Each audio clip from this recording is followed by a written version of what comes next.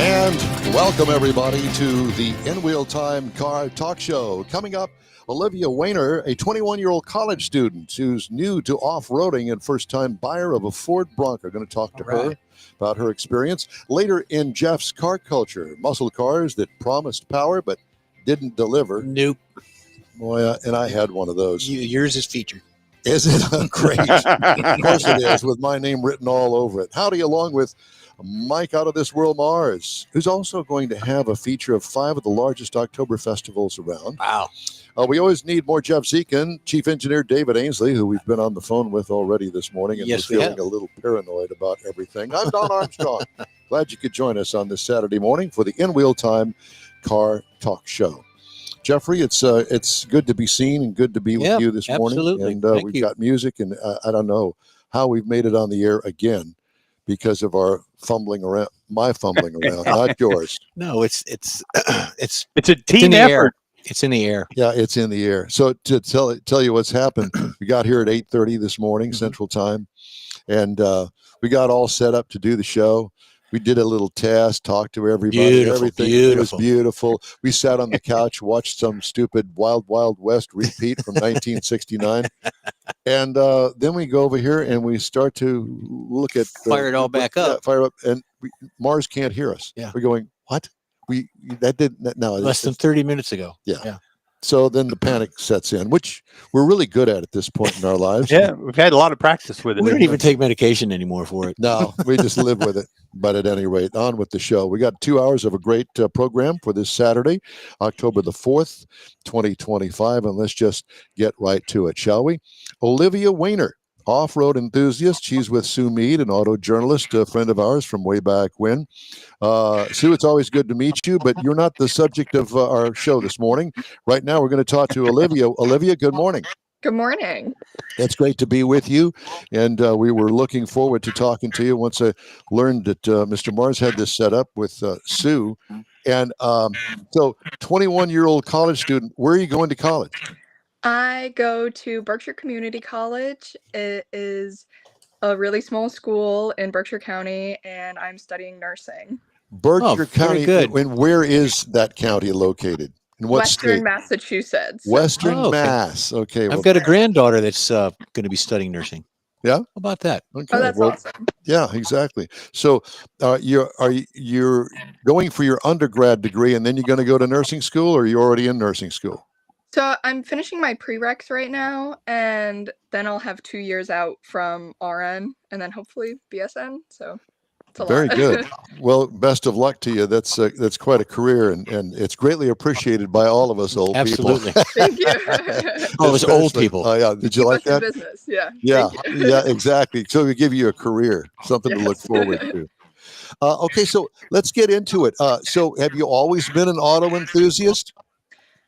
I haven't. I actually waited till I was 18 to get my driver's license, and then I failed the first time. So I haven't always been the most confident driver. I always avoid the highway, and I prefer back roads. But I grew up off-roading on four-wheelers, and I've been really engaged in that. So how did you meet Sue Mead, who we've known as an auto journalist for many, many years now? How did you meet her?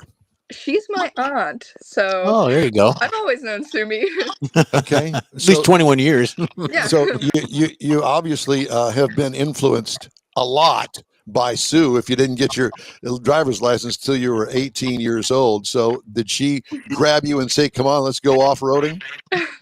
She taught me how to drive when I finally felt like I was ready. She took me off-roading and places we probably shouldn't have been off-roading, really. She took us to like churches and stuff. And now wait a minute, I have a question. You said you failed your first time, but yet Sue taught you how to drive. What? This was after I failed. My mom called it. Okay. Yeah.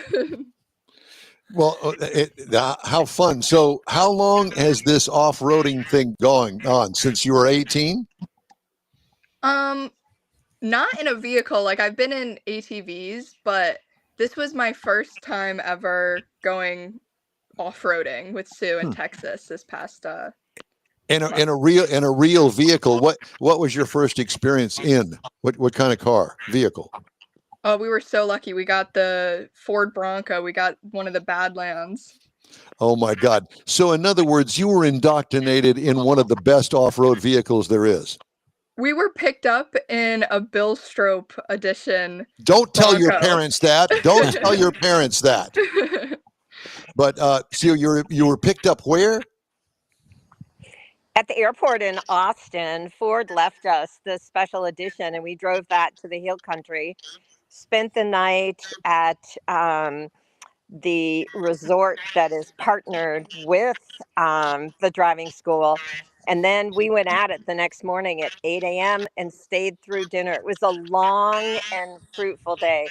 But I just want So, to add that Olivia often works until 2 or 3 in the morning and drives home over roads that become dirt at the end of her drive in the darkness. And we're going into winter weather. And I really wanted her to have confidence in her Big Bend Bronco, her first vehicle. I wanted her to have confidence just driving it on the road, but also we all know that off road enhances the handling off road enhances your driving comfort and confidence on road. So that was the motive behind calling Ford and saying, would you put the two of us through this school? so you're talking about the Ford off rodeo is what they call it. That's correct. And they have it in like 5 locations around the country, and Austin happens to be one of those. I did not know that. Yeah, and it's for Bronco owners, but correct me if I'm wrong, Sue, but a public person, anybody can talk to Ford and make a reservation and go through the school. Of course, it costs money, but Right. anybody could if they wanted to learn something. Well, that's an option they give the Ford buyer, whether they want to do that. Right. That's Yeah. correct. Mhm. A new Bronco owner, I believe, has 1 year to go to the school Right. free. 5 locations: New Hampshire, Moab, Utah, Texas, Las Vegas, and Tennessee now. But I wanted to go to the Hill Country because I love that location. I went there when it opened, and Olivia hadn't been to Texas. But also, as Mike said, you can bring your Bronco, even if it's not new, and pay to have a half day program. You can bring up to 3 guests. You can also go for a half day program and pay to use their Bronco. So there are a lot of options. Okay. So Olivia, so you went to the school with Sue. So what was your impression of going through the school as a basically? I mean, you had some background, and I'm sure Sue taught you a lot before you got there. But still, what was the experience like? It starts off like a lot of tutorial and a lot of information that I felt like wasn't like super easy to grasp until I was in the vehicle, like seeing it myself and doing it myself.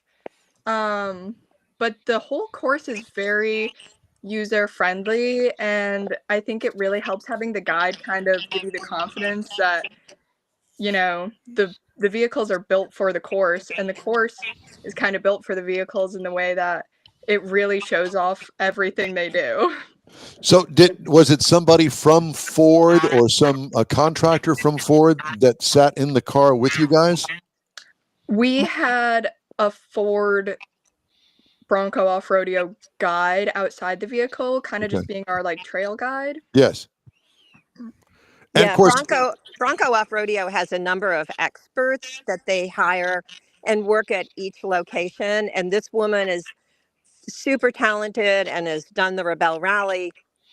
But as Olivia said, it started with tutorial and then some demonstration with drivers at the wheel.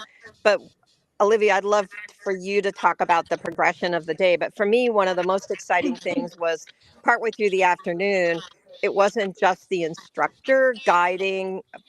Individuals were asked to get out of their vehicle and guide each other over difficult objects to show that they understood what was going on with the vehicle and to encourage the driver. right, and it's what we like to call as a spotter to kind of guide you through and not get you in trouble in something that you can't see. Correct, Sue? Exactly. Yeah. So, Olivia, it would be so fun to hear like the start, the middle, and the end. Sure. So I guess the progression for me was starting off pretty tired, really excited, but mostly a little scared, like getting in the car. I didn't want to damage the vehicle in any way. And I always want to impress my dear Aunt Sue, who's an expert in the field. It's, hard Right. having somebody who's so Hard to live up experienced to that watching standard. you. Yeah. Yeah.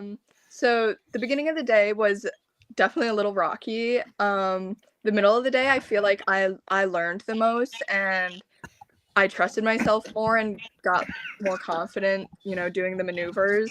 And then by the end of the day, it was like doing the maneuvers on my own and laughing and having the best time ever. So if you had it to do all over again, would there be something different that you would have done or have tried to learn before you got in the car? I don't think so. I think that the day is so perfectly like revolved around teaching you, and I think the not knowing was a little exciting. And even coming back home, the first thing I said to my parents, I was like, we have to go to the New Hampshire one, like I want to take you guys, like you guys would have so much fun. Sure. Teach them. Well, yeah, of course. What did you learn about the off-roading as far as the vehicle is concerned and the capabilities, like the GOAT system, all of the things that Bronco comes with? Yeah, I love the GOAT mode. The Badlands definitely have more than the Big Bend one I have.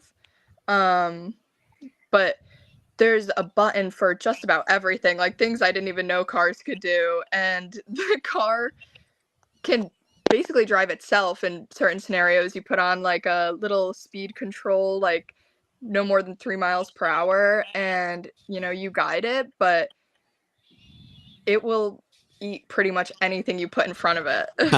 Well, I mean, you grew up with computers, and obviously that particular vehicle is loaded with them. And we used to say back in the day, or we were taught back in the day, as long as you don't do anything stupid, the car will pretty much help you along and guide you in what you need to do and what you can't. You got flashing lights. You've got all sorts of help with the vehicle from the vehicle itself. Yeah, the vehicle definitely does not want you to crash. I think a lot of cars definitely, you see that more in the backup cameras now, which are great. But this car even has like a front camera. I mean, you can pull up the full display of what's happening in front of your first two tires. Yes. Yeah, it is pretty incredible. And Sue, if I could kind of pin you against the wall there and say, how much was this loaded up Bronco?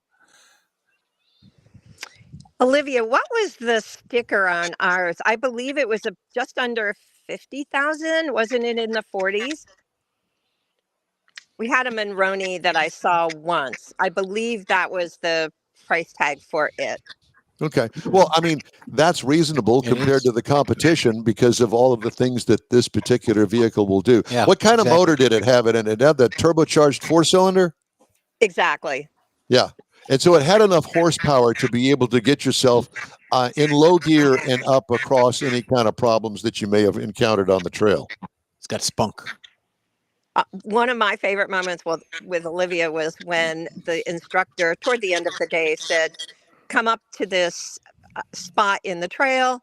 I want you to use your speed control. And I believe Olivia had hill descent control. You're not going to be able to see where you're going. Trust me, trust the vehicle, and go off the edge. And Olivia said, are you kidding? I can't see. Well, you know what? I'm trusting the vehicle. And she just went off the edge of something called roller coaster and was laughing. Well, she is 21, and we expect that from a 21-year-old. I know that that we all would have loved to have had that experience at 21 years of age. Well, you all can go talk with some of our friends at Ford. They love putting people through the program, and it's really fun. I had been, as I said, when it opened, but it was fun, so much fun, obviously, to go with Olivia, and I feel so much more confident in her driving home through snowstorms and in the dark at night. And but also I enjoyed seeing some of the other participants who were very quiet and not aggressive drivers by the end of the day, to see their accomplishment and their comfort grow. So, how much does this course cost if you're a Bronco owner and you want to take this course? If you're a new Bronco owner, there's no fee. If you're a Bronco owner and you want to go to the half day, I believe it's $465, and then you pay if you want to bring some guests along. You can bring guests that are over 12 years of age, but drivers have to be 18 years of age and over. Well, I tell you what, next time you, Olivia, next time you do that, take Mike with you because he needs some pointers. He does. He needs all the He help. needs that confidence. Yeah, He exactly. really does. And of course, we're down the road from him a piece as we do this show, so we're not worried about him hitting back and hurting anybody here. There you go. Yeah. Take him Well, with you. this has been a great experience and a great conversation. Sue, thank you very much for introducing your daughter to the In Wheel Time show. Or your niece. Niece. Yeah. Sorry. But what a great adventure for both of you. I can't even imagine such a thing. I know that there was a program many, many years ago. My youngest daughter had just turned 18, and we did basically a rally course that was taught by, I don't remember, I think it was BMW or something. And she won a little trophy, and it meant the world to her. So I would imagine that, Olivia, that your trophy is having the experience with your aunt and having the experience of learning something that you didn't know before. And I'm hoping that they can hear us. Yeah. I think we might have lost them. There was supposed to be a comment there, but apparently there was no comment. Just nod your heads. Yes, agreed. Absolutely. There you go. I All think right. the audio went. Okay. Well, at any rate, Sue, again, thank you both, Sue Mead and Olivia Wayner. Both of you guys, thank you very much for joining us on this Saturday. We appreciate you. Thank you, ladies. Thank you. Enjoy the rest of the day, guys. Bye bye. You do the same. Just ahead, Jeff's car culture. That too. Muscle cars that Spit it didn't out. deliver. Plus, Mars has 5 October festivals. Festivals. He's only got 2 of those, You but see 5 what, of the other ones. see what I wrote there? Yes, you did. I did write that. Certainly in capital letters in red. In red, festivals. After this quick break here on the In Wheel Time Car Talk Show. Stay Put with some us. ointment on it. You've waited all summer, and it's finally here. The Tailpipes and Tacos Fall 25 Cruise-In Car Show. It's been a while, but the popular Tailpipes and Tacos Cruise-In returns to the Lupi Tortilla Tex-Mex in Katy, Saturday, October 18th. Make any donation to Shirley's Kids and get a free breakfast taco. There'll be mimosas and Bloody Marys, too. Get to the best cruise-in of the year. Tailpipes and Tacos Car Show, Saturday, October 18th, 8 to 11 a.m. Cruise in, make a donation of any amount, and grab a free Lupi Tortilla breakfast taco. Tailpipes and Tacos only happens at the Lupi Tortilla Tex-Mex in Katy, 703 West Grand Parkway at Kingsland Boulevard, just south of the Katy Freeway. Join the car camaraderie and your car will automatically compete for one of 3 Chili Pepper trophies at no charge. Fall is here, and what better way to celebrate than with a free taco at Tailpipes and Tacos Cruise-In Car Show, Saturday, October 18th, 8 to 11 a.m. It's the cruise-in you won't want to miss. Lupi Tortillas, Tailpipes and Tacos in Katy. Time to fire up those engines and pay tribute to the folks who make freedom possible.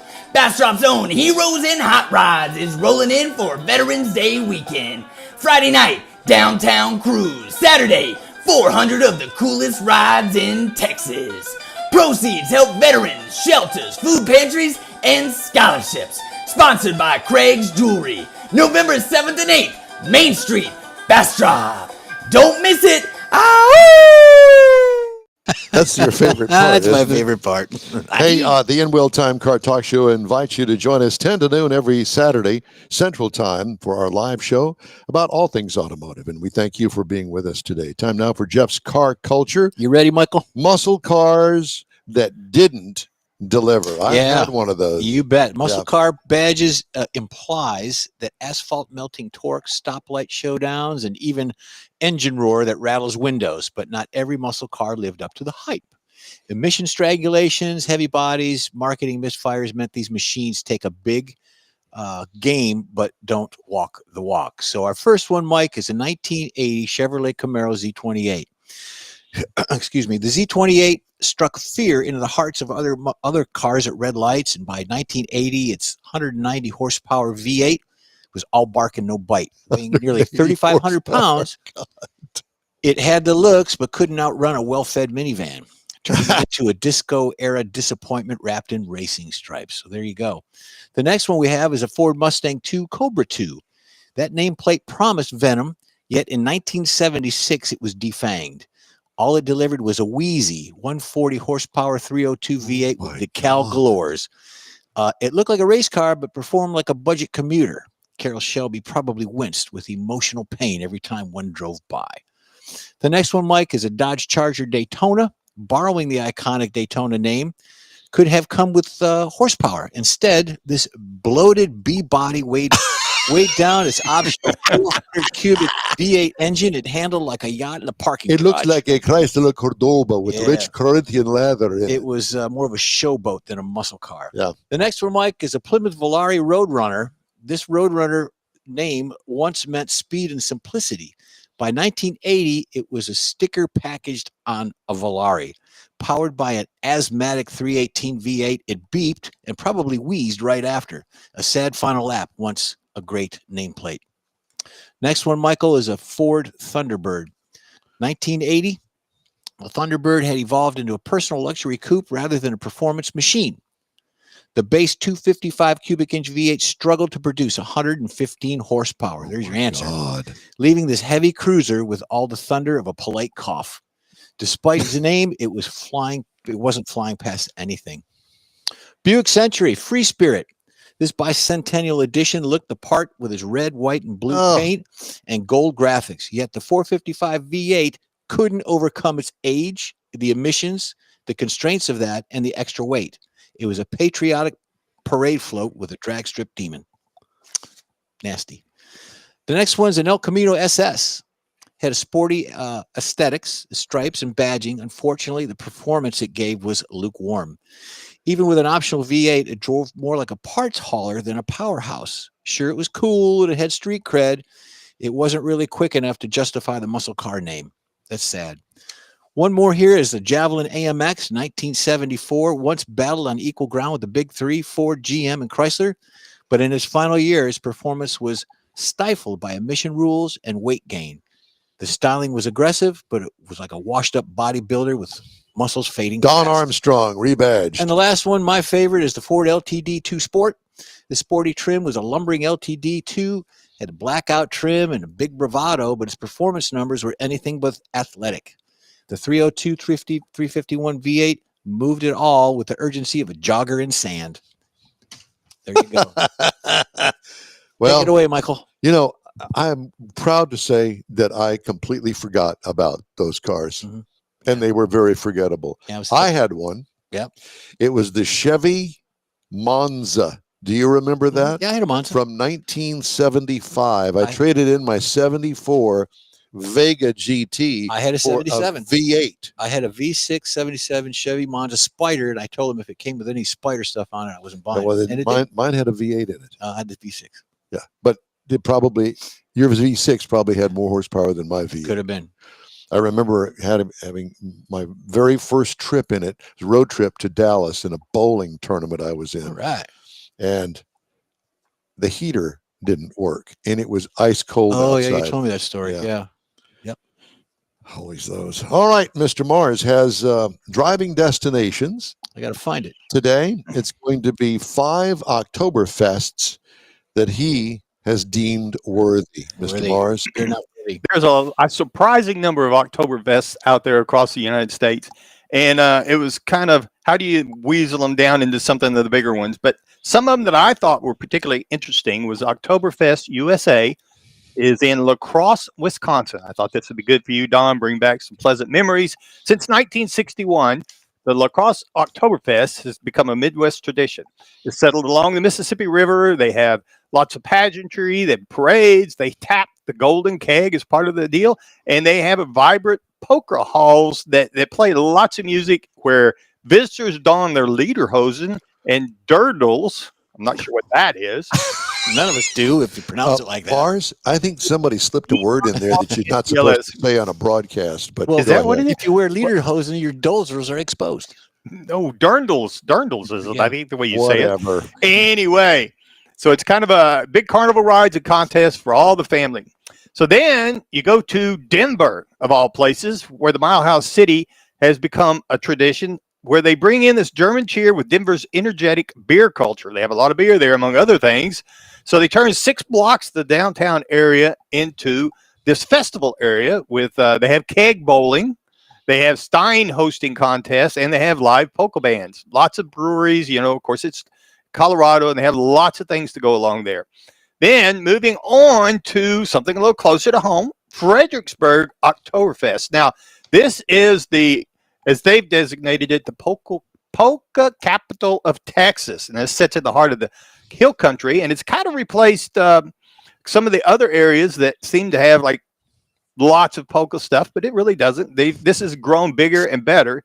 They get together at Kinder Park, and they have lots of wine here, as well as 50 varieties of beer, arts, crafts, exhibits. All this stuff goes around into the area's proud German heritage. Again, with the lederhosen for travelers and parades and contests, sing-alongs. It's Fredericksburg Oktoberfest offers a family-friendly celebration with Texas hospitality. Now, this is one that I thought was very interesting. Helen, Georgia. Now, this is in the Blue Ridge Mountains, and it's a Storybook Bavarian. I cannot talk today. The town's built very, very much the architecture along the Bavarian mountains, houses and homes, and they have a lot of brass bands playing polkas. They have traditional German attire, because this is kind of what the town looks like, a big German Dairy farm. festival. Yeah, and it's on the Chattahoochee River, so that makes it even better. Oh, yeah, hoochie. Now, this one is the big one.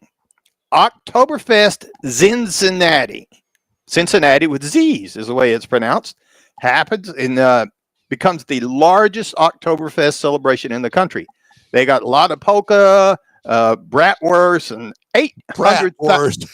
bratwurst. Uncontrollable brats is the brat. Yeah. 800,000 people show up for this event. They have, of course, they've got all the. They have nothing live- else to do there. I guess not. Half So they of have them lots of brats. live bands, costume people, and they have the world's largest chicken dance. Don, I looked for you in this picture, but I could not find you in that crowd. But I looked. Where's Waldo? Yes, where's Waldo?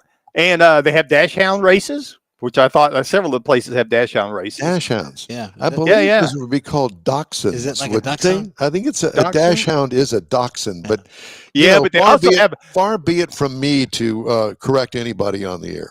That's right. and Dash And- hounds.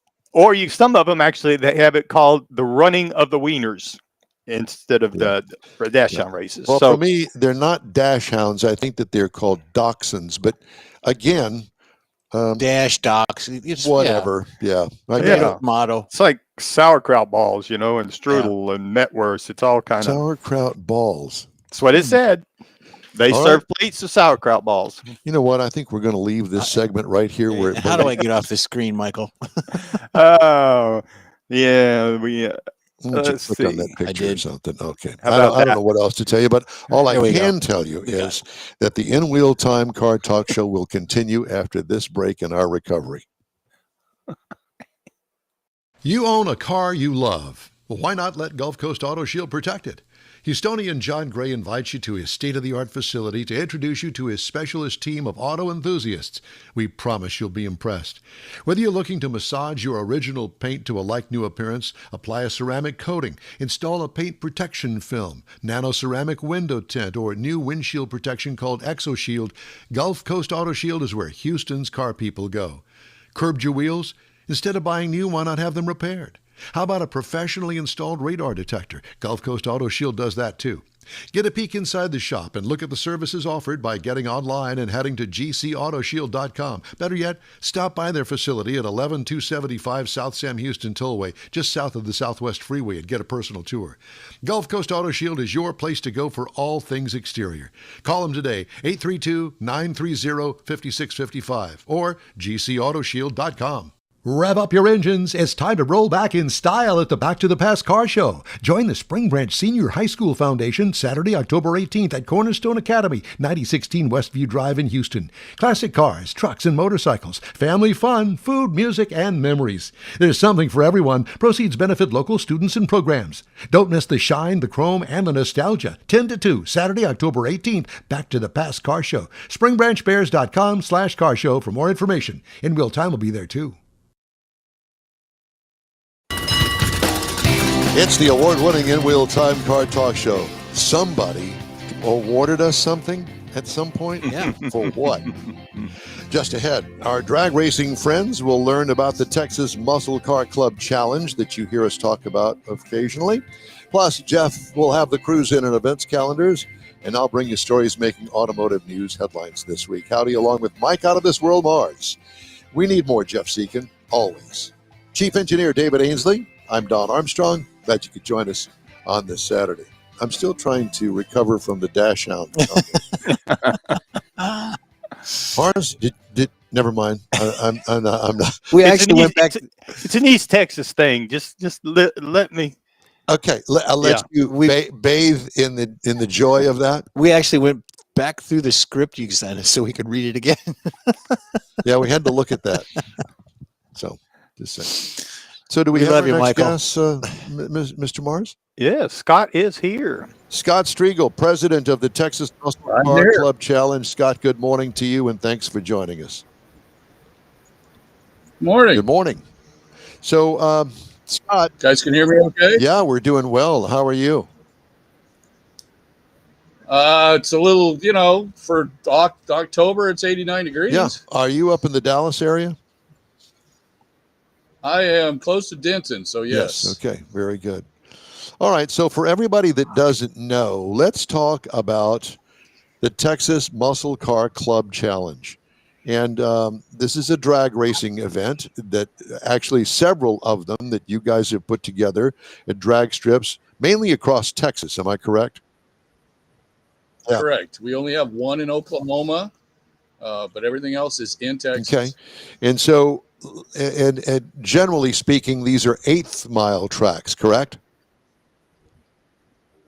Yeah. Correct. So what The only one we have that's 1/4 mile in Texas would be the Motorplex at Ennis. In Oklahoma, we've raced at Thunder Valley. That's 1/4 mile also. Now, do you run the 1/4 mile? That just the track is a 1/4 mile, and you just run the 1/8? How does that work?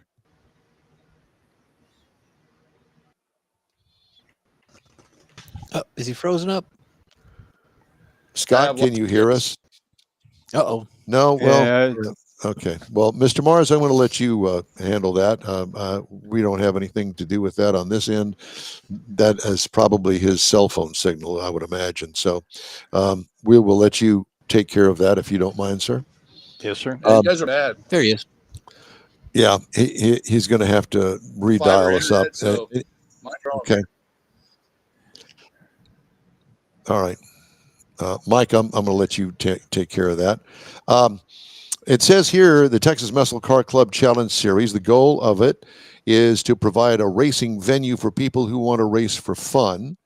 It's a club against a club event that races for points. A challenge committee representing the clubs will meet periodically and decide how many races to run each year, where to run, the structure of the program, and the rules. And these are basically friends. Yeah.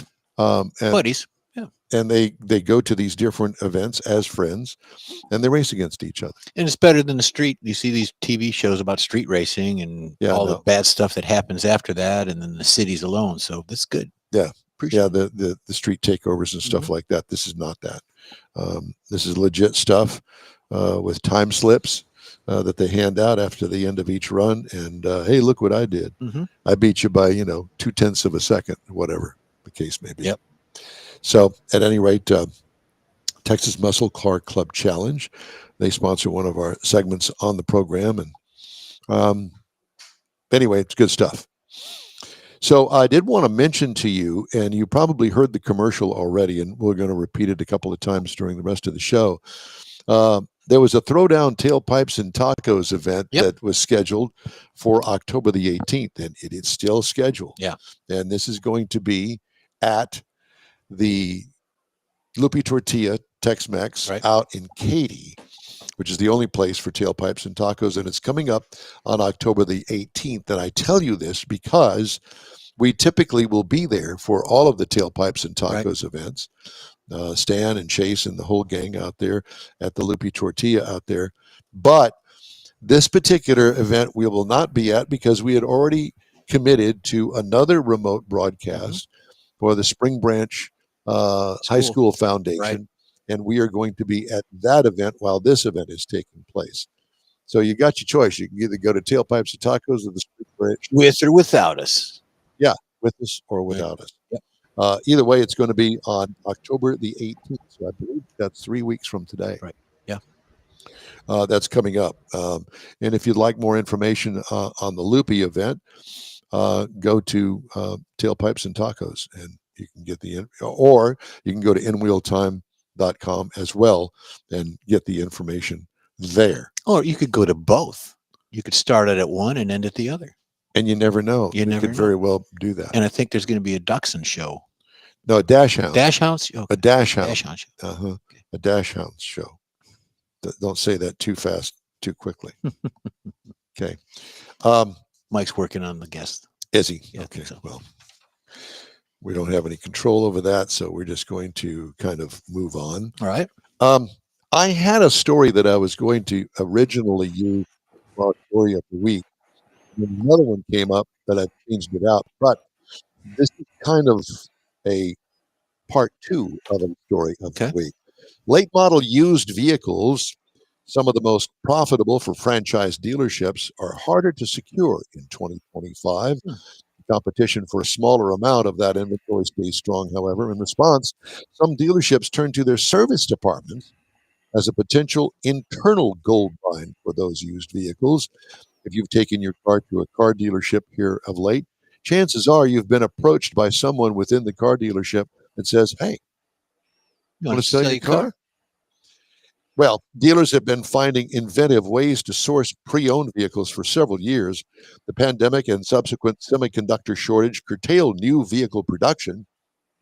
That resulted in fewer U.S. sales and, in particular, new leases. And that, in turn, led recently to a shortage of off-lease vehicles returning to dealership lots as trade-ins. Some dealership managers said the service drive is one way to find inventory at their fingertips Absolutely. to supplement what they can't find as frequently in other channels.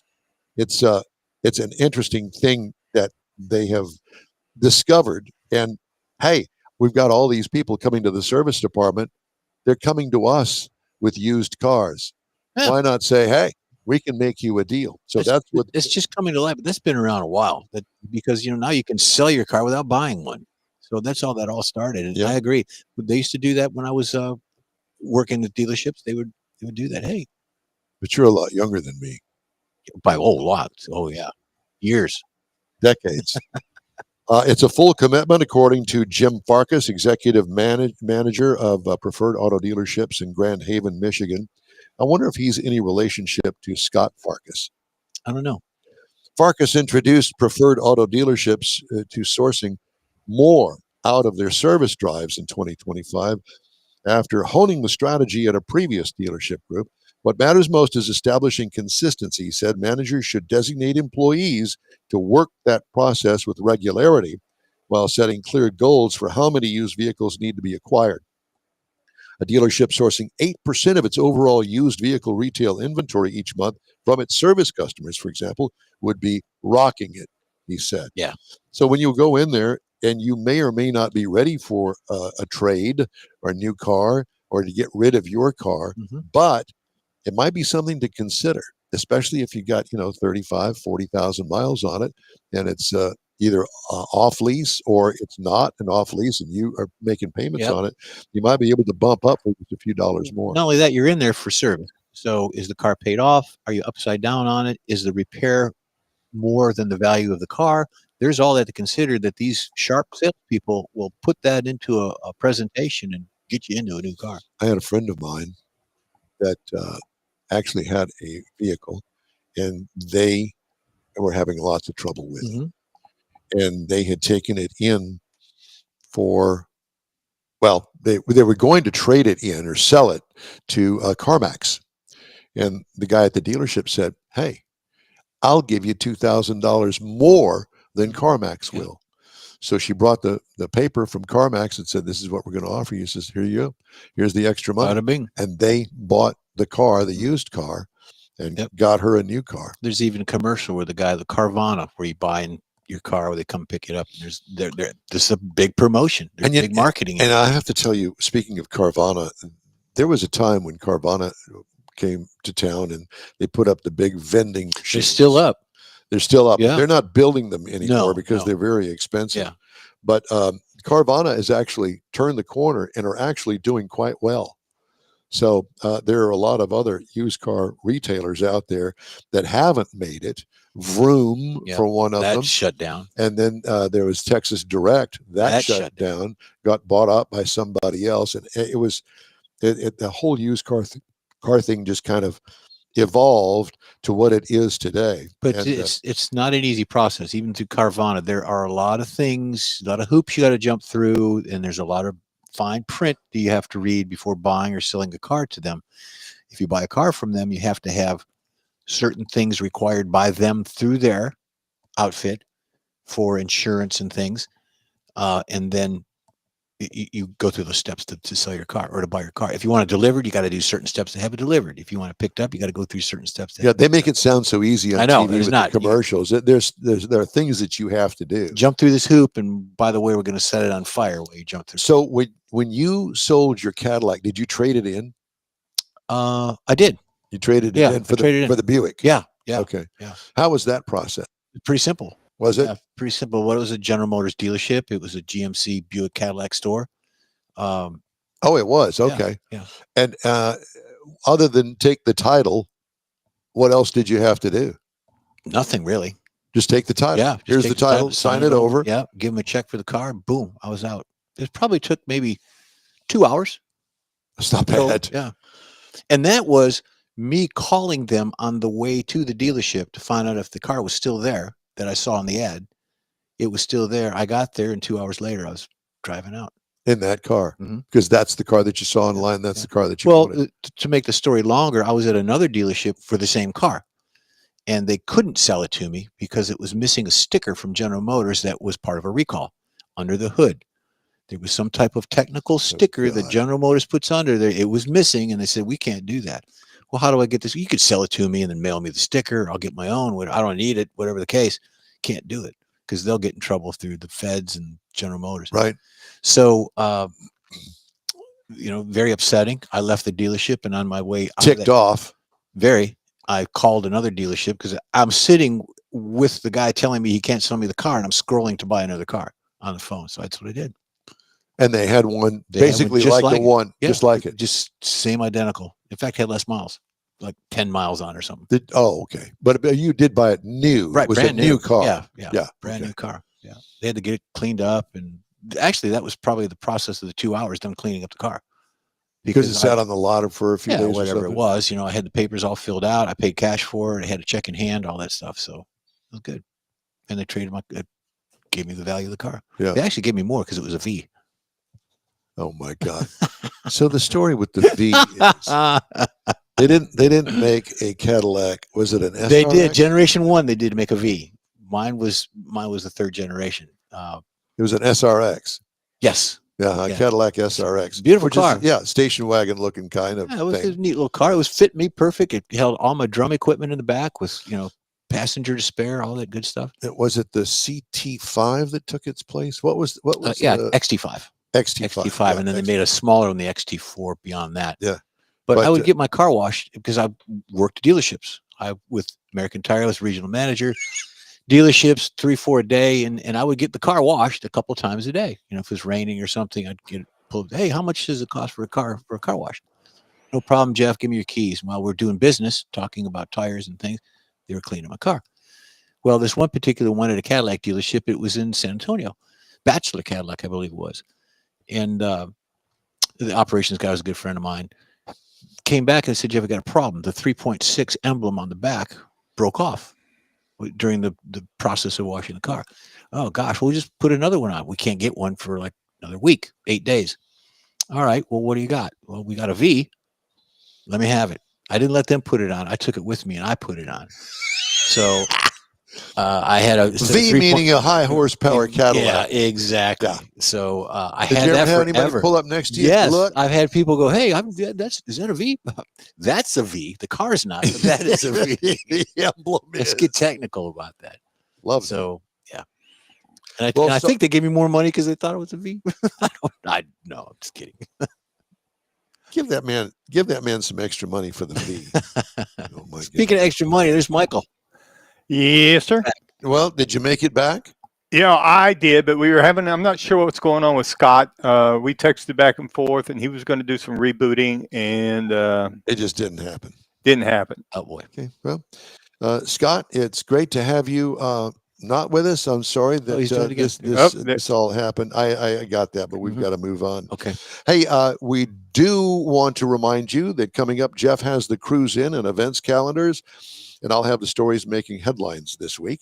Stay with us here on the award-winning In Wheel Time Car Talk Show. We continue after this quick break. Stay with us.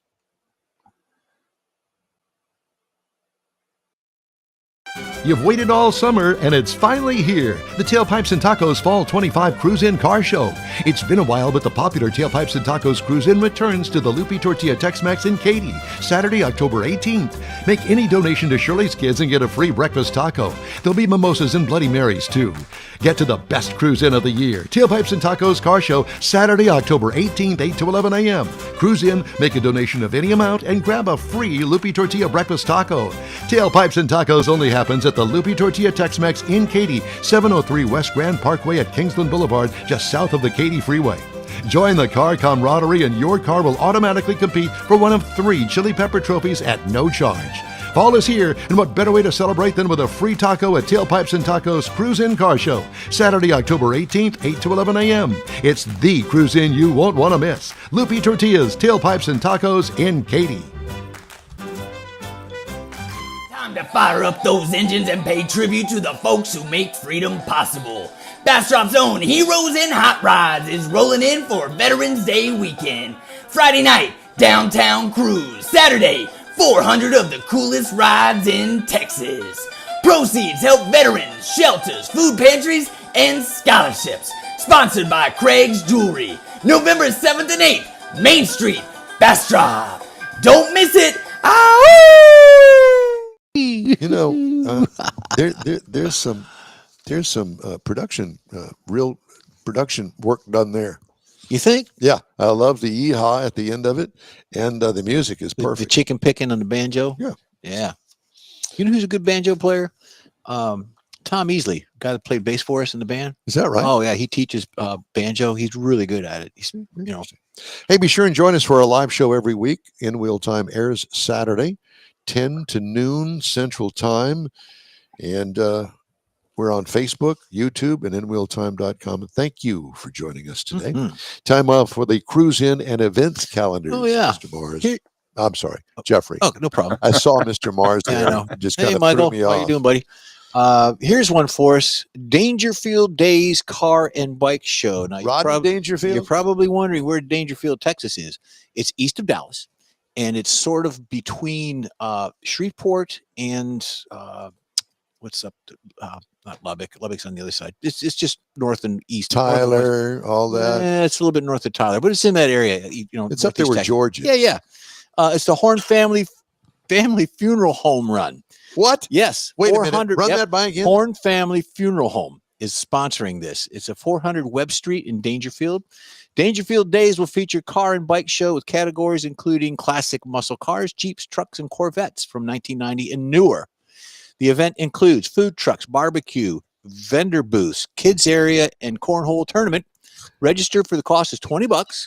Takes place between 8 a.m. and 10:30. Judging is scheduled between 12:30, around 12:30-ish. Is the king and queen of the event going to be riding? I a don't hearse? know, but it's a funeral home. People are dying to get in there. So also various raffles, 50-50 raffle along 9 People's Choice Awards. So there you go. It's in Dangerfield at Horn Family Funeral Home. Good luck. Bel Air High Water Truck Pull and Car Show. That's going on at 7008 South Rice in Bel Air, Texas, not far from here. They'll host a high water truck pull and car show October 11th. High water truck pull. Yeah, October 11th. Mhm. The event runs from 8 a.m. to 11 in Bel Air, Texas. The truck pull invites participants to play tug of war with high water rescue trucks, supporting Special Olympic Texas athletes. The car show welcomes all vehicles, including hot rods, vintage cars, customs, motorcycles, and daily drivers. You know what they need to do is get one of those great big army vehicles that they use. Yeah, like This- Mattress Mac has one of those. He's Yeah, got a where 5-ton. You got to step up into the bed. That's You need an 6 elevator. feet off Yep. the ground. Yep. I got a feeling I know who would win that. Yep. All right. Then we got one Legacy Ford of Rosenberg Mustang Club of Houston Fall Open Car Show.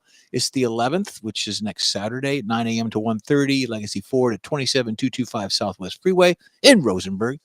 Legacy Ford Rosenberg hosting this event, Fall Car Show. The event opens to all makes and models, not just Fords.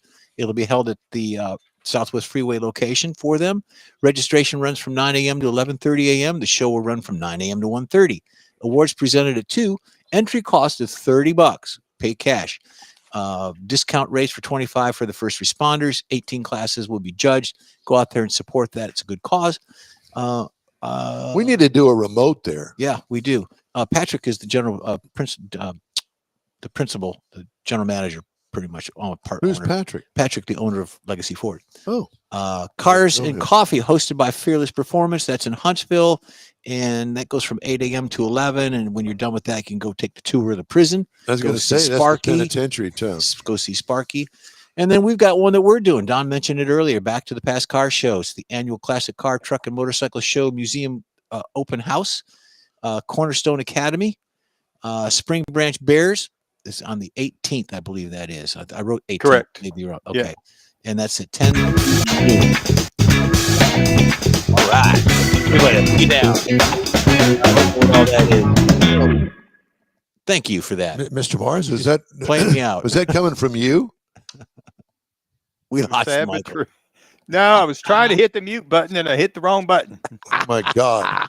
Okay. He's playing me out, and that's about it. I mean, support your local car shows, your car events. I'm sure you've got them, either at a church or a car dealership. Well, October is the big month. Yeah, October's a big month. A lot of people do that, and then they take the car home, and then they start cleaning it up for Autorama, which comes Thanksgiving weekend. Yep, that's a good deal too.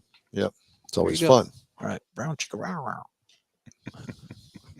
I was waiting for the music. You know what?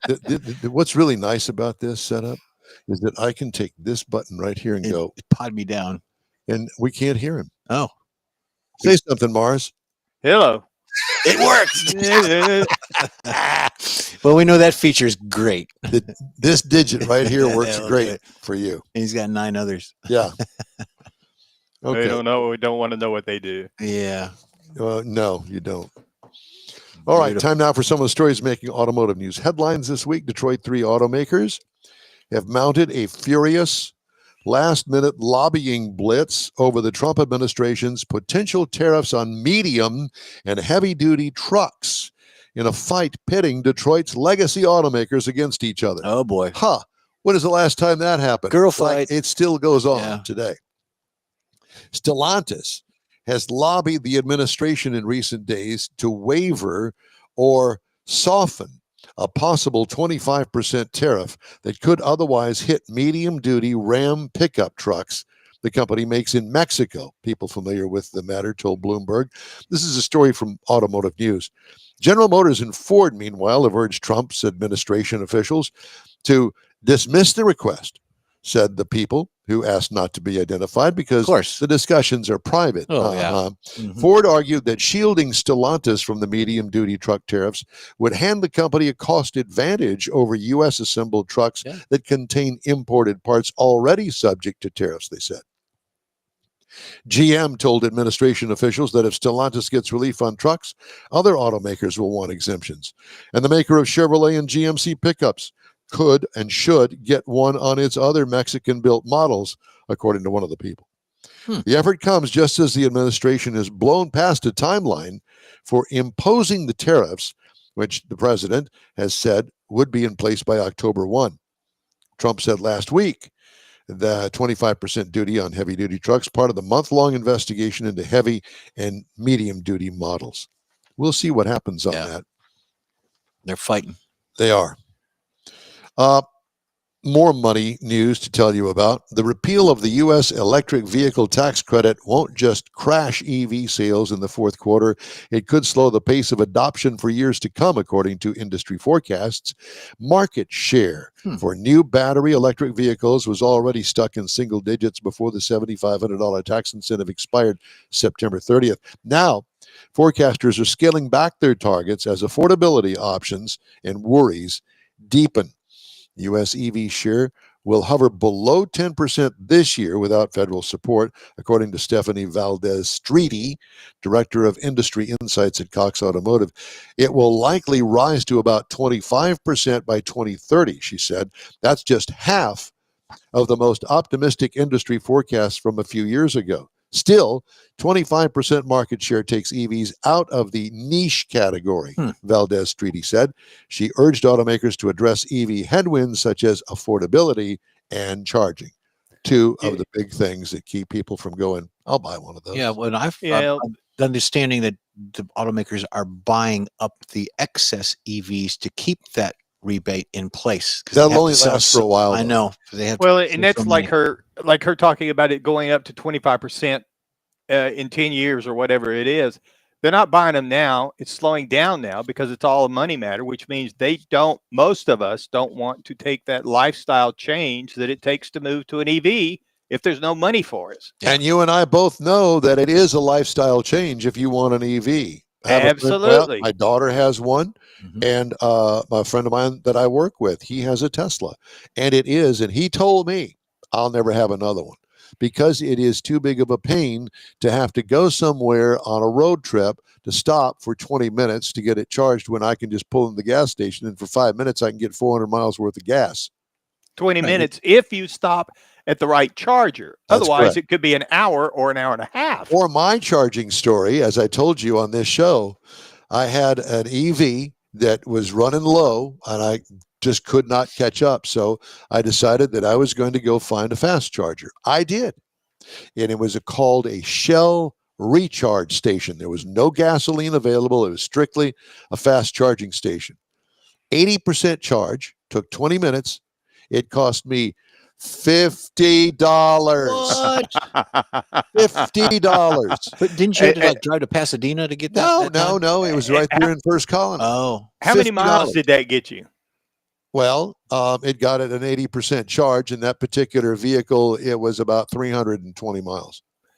Yeah, okay. Wow. Okay. $50. For Dude, $50. I could have a car, a gasoline motor, to go to Dallas and halfway back for $50. Yeah, I would think so. Yeah. Well, what was the last tour we went on? We went when we followed you out. I think it was one of the tours. I did the whole thing on a tank of gas. Yeah. Down to Victoria and back. Yeah. There's that. I get this week. I got like 29 because I was more city driving, but I'm generally in the 32 range on the highway. Yeah. They're hoping that EVs take off. There's no real data that she can present. I don't believe. I've never seen any that'll justify her statement that 25% of the market will be there in 10 years. I don't agree. Well, I agree with you, Mark. I'm driving a Buick, and everyone should own one. Yeah. Like I've said from the very beginning, if the EV can't compete head to head without an incentive, then why? And these companies have spent billions of dollars already, and they've stopped building buildings that they're going to build these EVs in. They backed out of these big battery plants. It was way too much too soon, and no infrastructure. Wait for my motor minute. You government. That's your government at work right here. Yeah. Well, it was my government at work. Yeah. They're the ones that started all this mess. Well, okay. I think that we are done with this segment. What do you think, Mr. Mars? I think so. I think it's we have some other things to do. We do? We do. What are they? They're in the next segment. Oh. All right. Well, I'm just checking. All right. The In-Wheel Time Car Talk Show continues right after this quick break. You own a car you love. Well, why not let Gulf Coast Auto Shield protect it? Houstonian John Gray invites you to his state-of-the-art facility to introduce you to his specialist team of auto enthusiasts. We promise you'll be impressed. Whether you're looking to massage your original paint to a like-new appearance, apply a ceramic coating, install a paint protection film, nano-ceramic window tint, or new windshield protection called ExoShield, Gulf Coast Auto Shield is where Houston's car people go. Curbed your wheels? Instead of buying new, why not have them repaired? How about a professionally installed radar detector? Gulf Coast Auto Shield does that too. Get a peek inside the shop and look at the services offered by getting online and heading to gcautoshield.com. Better yet, stop by their facility at 11275 South Sam Houston Tollway, just south of the Southwest Freeway, and get a personal tour. Gulf Coast Auto Shield is your place to go for all things exterior. Call them today, 832-930-5655 or gcautoshield.com. Rev up your engines. It's time to roll back in style at the Back to the Past Car Show. Join the Spring Branch Senior High School Foundation Saturday, October 18th at Cornerstone Academy, 9016 Westview Drive in Houston. Classic cars, trucks, and motorcycles. Family fun, food, music, and memories. There's something for everyone. Proceeds benefit local students and programs. Don't miss the shine, the chrome, and the nostalgia. 10 to 2, Saturday, October 18th, Back to the Past Car Show. SpringBranchBears.com/car show for more information. In real time will be there too.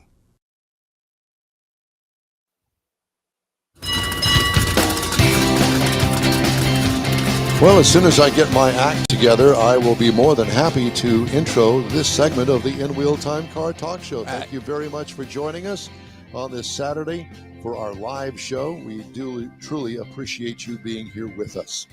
It is Saturday. It is October the 4th, and I will tell you that we are just moments away from this show actually getting underway in its true form. What does that mean? Yeah. What does that mean, Morris? What that means is that I can't find my place amongst all of these papers that I have here. That's what that really means. Well, you want a hint? No. Okay. I've got it now. Just ahead, we talk to the man who helps bring you the Spring Branch High School Museum and Car Show, Frank Clam.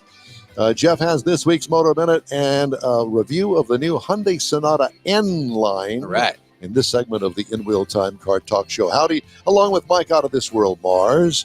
We always need more Jeff Zekin. I'm Don Armstrong. David Ainsley is at home and in bed, and he will not be joining us this morning. We woke him up early this morning. We did. Yeah. Mr. Mars, how are things over in Neaterville? Nice, beautiful day over here. Yeah. Things are going well. Well, that's something different. Mm-hmm. Yes, it is. And I'm sure it'll change before the day's over. Is Frank with us this morning? Yes, sir. Ladies and gentlemen, he is the president of the Spring Branch Senior High School Alumni Foundation, Frank Clam. Frank, good morning to you, sir. Thank you very much for joining us. Good morning, gang. I really appreciate the invite, and I'm looking forward to being a part of this. Well, you are officially part of this, and we're coming to visit you and your car show in just 3 weeks from today. That is true, and that is very, very much appreciated because y'all add so much to it that people just, this thing has grown over the years to something that it, started out, we had, 10, 15, 20 cars, then 50, then 100, and it's just really fascinating to see how much people enjoy looking at these vintage automobiles. One of the things that I thought was interesting is that this is also, there's a museum at this facility. Am I correct? You are absolutely correct. And what's in the museum? Well, basically, the museum was created after they closed Spring Branch High School in 1985, and we had some alumni that could look far enough in the future to realize that we no longer have a place to go for homecoming, so they acquired all of the Spring Branch memorabilia. They just bought it from the school because the school was going to throw it away. We're talking about trophies, uniforms, just everything. Sure. So, and then later when they remodeled the facility that we're at now, Duncan Klusman, who was the superintendent at the time, thought that, that Spring Branch needed a place where they could remember their history. So what he did, they tore down the entire school except for the original library and auditorium and gymnasium. So they gave us the old library, which is 2 stories, and all of a sudden we were able to go through there and really create something that really is a walk down memory lane for not only those people that went to Spring Branch, that people that are in the Spring Branch area. We're now trying to get more into the community history, and we've done that. We have an area that now talks about the history of the Spring Branch area. You know, most people don't realize that one of Stephen F. Alston's old 300 colonists was in Spring Branch. I didn't know that. Yes, one of the original 300. He had 1,440 acres that was called the Piney Point League, which centered on Buffalo Bayou, but went up into, you know, basically Memorial and Spring Branch and the area that created Spring Branch. So, you know, we have that original deed. Well, we don't have the original deed. We have a copy of the deed from 1824 that's all in Spanish from the impresario Esteban F. Austin to John Taylor. Wow. And you know, we kind of show where that is. And one of the things we're trying to do now, and we've already done a lot of the original settlers. And because, you know, it's amazing how, you know, where did these street names come from? Well, they were the original settlers. That's how the settlers, you know, that's where the street names came from. So we've kind of got a history of the Spring Branch Independent School District going back to the 1850s when they had that original church. And it's still on Long Point. That church is still on Long Point, but the school was there. And so we have the whole history of the Spring Branch Independent School District. And one of the things we're trying to do now is we're trying to get additional information for the other 5 high schools in the district. Unfortunately, Spring Branch graduates, you know, our alumni association cannot get any new members.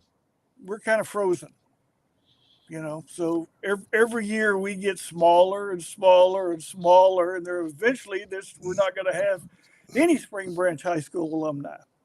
It's called age. So, what we're trying to do is add some information and get the entire community involved. Now, But wait, doesn't Spring Branch ISD still exists? Does it not? Of course it does. Yes. Just not with the same schools. No, they, you know, at one time they got up to 6 high schools. And in 1985, they closed Westchester and Spring Branch. Yes.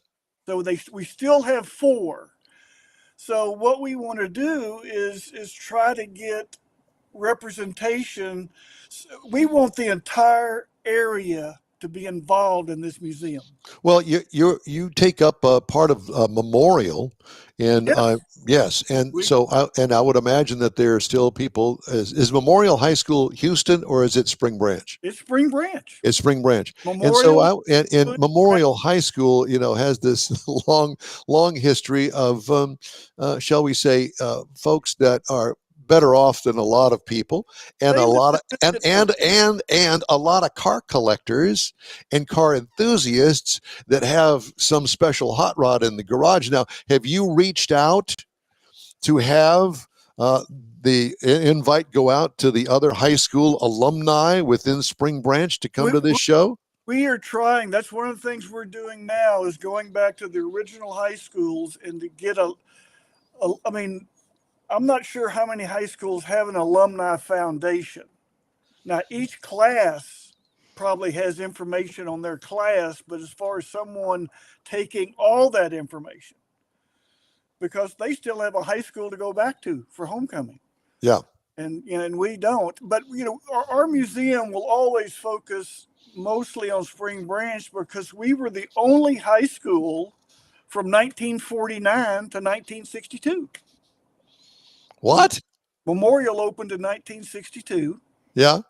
So You know, we want people that understand, hey, this is what high school was like back when Spring Branch Memorial area was. And look at them now; they're all in wheelchairs. Oh boy. At least you're still moving. That's right. You're just moving with wheels, Just rolling down the underneath you. road. There So you go. let's focus on this car show that you got coming up and how much it has grown, and who all's invited. How much does it cost to enter a car when you have to be there? Let's have the details of the car show. Well, you know, we have a very Adela is our car show guru on that, and I think it's the entry fee is $25. I may be wrong on that, but it's not much. And we're going to have some food, and you know, and we'll give prizes out. We have the participants vote on the best cars. And we're fortunate to have a bunch of sponsors that give us money so that we can do all that. And we appreciate y'all sponsorship because y'all come out, y'all give us probably more publicity than anybody. So, Frank, let me just throw this out there at you. What car are you bringing? And don't tell me your 1988 Buick Century. I don't want to know I about wanna that see it. now. That's a classic in another chapter. I would love to have my old 57 Chevrolet. Yeah. Oh, I would. Well, too. you know what? You can Oh, buy God. one online today, I'm sure. Matter of fact, I think that we've got one in our sold car roundup that we're going to do. But so there's an opportunity for you here. You bring your Buick, I'll bring mine. Yeah, unfortunately, I was not smart enough to save that car. Oh boy. You Well, know, I had like- a '69 Camaro too that would look pretty good today. So, Well, yeah, I can only imagine that Camaro. I've had a few myself, but so are you going to be at the car show on the 18th? oh yes, Yeah. yes, I will. We'll be. I think the Alumni Foundation, we vote for a car, so we will walk around and, you know, we'll give a director's award for, you know, one car. Then we have People's Choice and all sorts of categories that everybody. And then we have goodie bags from the donations, so that every entrant will get a goodie bag. So, and then we'll have, I think we'll have a silent auction again, where we'll get stuff donated and put. So them in are we going to have the opportunity to have a hot dog lunch or something while we're there? Yes, we're going to have barbecue. All right.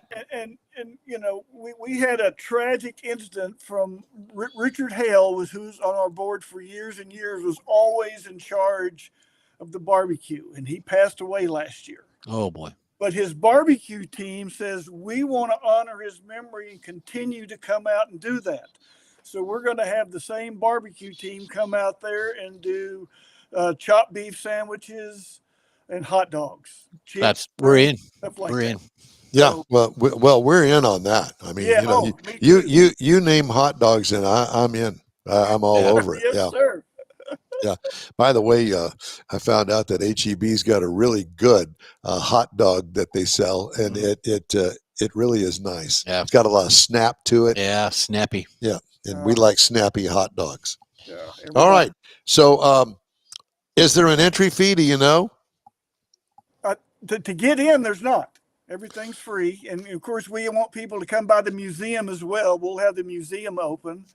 Unfortunately, the car show's in the back parking lot, and a lot of people just go straight to the car show and don't make it to the museum. But we'll be there opening up the museum. Well, you need to have somebody doing a tour of the museum and herd them up, put them in a big line. And listen, if you went to school at any time in your life, you know about lines, and you get in the Yes. line and come on in. A It's one of good those kind of things. That's a good idea, but it's hard to tear them away from the car show. There's so That's many true. cars out there. Yeah. It's in fact, I probably spend too much time at the car show and not at the museum. Well, what you need to do is then, here's the ticket. So you take the ticket, put it in your pocket, Mhm. and you have to have the ticket punched in the museum to be able to get your car out of the car show. There you parking lot. go. There you go. There you go. You don't pay to get in, you pay to get out. pay to get right. out. Oh, that's a great idea. I'm It's sure that'll kind of go like over. it's kind of like a penitentiary, and we're all familiar with that. that will go over well, I'm sure. Yeah. Well, We have so many of the same people that come back every year, and we keep getting new entries. And it's just, you don't have to be a gearhead to enjoy this. No. If Well, just like old cars. I this is think the that a place to friend go. of mine lives over there in the Spring Branch Memorial area. His name is Greg Enders. He's the dad of Erica and Courtney Enders. And I think that whatever it is that he's driving, he could come over there and take Yeah. a tour of all of that. Yeah. I actually bought my Corvette from him, which I'm not real. I don't know. I shouldn't really even talk to him anymore because I had to I wound up having to put a clutch in the car that cost me a After you fortune. took it to the drag strip, of After course. he took it to the drag strip, yeah, and burned the clutch up. Didn't get a warranty. No warranty, no, not on a 20-year-old 30, 30 days or 30 steps, whichever comes first. That's it. Yeah. Yeah, but I would tell you, just a quick comment. I went through the museum one day. They took me through there, and it was fascinating to see all the history and the stuff that's in there. And I really I hope a lot of people go do that because I wish my high school would have done that. I mean, we started in 1923, and I mean, we've got 100-year-old football rivalries. Bum Phillips coached at both high schools in that rivalry when he was You were coming there up. in 1923. I Yeah. saw it. I'm telling you, I he was in saw the the cheer first squad. graduating class, but it's just, I look back, my grandchildren are graduating from high school now, and I'm wishing they understood that history that's been going on since 1923, 100 years. Yeah. And they don't. They have none of those kids have any clue about this area like that. Matter of fact, it was his school over there in Nederland, and they had the old thing about rah rah ree, kick him in the knee, rah rah ras, kick him in the other knee. Yeah. There was that. It was one of our favorites. Yes, exactly. But let me mention one other thing that we're just starting. We are looking for and have found prominent graduates from the Spring Branch Independent School District. And what we're doing, we've hired a professional interviewer, and we are going to get them on camera telling about, now we'll all know what they've done, but we're going to get them to talk about what their experience was in going through living in Spring Branch at the time that they went through school. Well, there's a company, what's it called? Legacy Box. It's not a commercial or promo for them, but there are things like Legacy Box that will do that. They will give you a recorded video. And if you need history. a professional interviewer, you got one right here. You got Don. Well, Yeah. we appreciate that, but hopefully we're going to have their picture up there, and some of the people we're going to be talking to, Roger Clemens. Mm-hmm. We have some country singers. We have we have a general, a 4-star general from the Air Force that people don't, that's a pretty big deal. And Yeah, hey, it and is. wait just a minute. I see some pictures on your wall in there. Wait a minute. Is that one of Don Armstrong on there? Oh my God, it is. Frank, we love you. We can't thank you enough for joining us today, and we really look forward to seeing you next. In Couple 3 weeks, weeks. yeah. 3 weeks. Yeah, Yes, October yes, the and 18th, I'll look forward to seeing y'all. and it's Don, 10 Jeff, to Mike, 2 out thank you there. so much for everything you do. Because Well, thank you for y'all being make you. this- Yeah, we really And enjoy what's this. Look, What's the address again, Frank, for the show? It's something Westview. Something Westview. I'll get it. Check the flyer. I got it. Asking me what my phone number is. Yeah, number 3. Yeah, Number 3. that's it. Frank, thanks again. We appreciate you Okay. talking to Thank us. you very much. Yep, Y'all thank take you. care. You bet. That's the springbranchbears.com/car show registration. Go there and come see us. Come see us. Come see us and save. Just ahead, review of Hyundai's Hot Rod, the Sonata N-Line, and Jeff's Motor Minute when the In-Wheel Time Car Talk Show continues right after this. You've waited all summer, and it's finally here. The Tailpipes and Tacos Fall 25 Cruise-In Car Show. It's been a while, but the popular Tailpipes and Tacos Cruise-In returns to the Lupi Tortilla Tex-Mex in Katy, Saturday, October 18th. Make any donation to Shirley's Kids and get a free breakfast taco. There'll be mimosas and Bloody Marys, too. Get to the best cruise-in of the year. Tailpipes and Tacos Car Show, Saturday, October 18th, 8 to 11 a.m. Cruise in, make a donation of any amount, and grab a free Lupi Tortilla breakfast taco. Tailpipes and Tacos only happens at at the Lupi Tortilla Tex-Mex in Katy, 703 West Grand Parkway at Kingsland Boulevard, just south of the Katy Freeway. Join the car camaraderie and your car will automatically compete for one of 3 Chili Pepper trophies at no charge. Fall is here, and what better way to celebrate than with a free taco at Tailpipes and Tacos Cruise In Car Show, Saturday, October 18th, 8 to 11 a.m.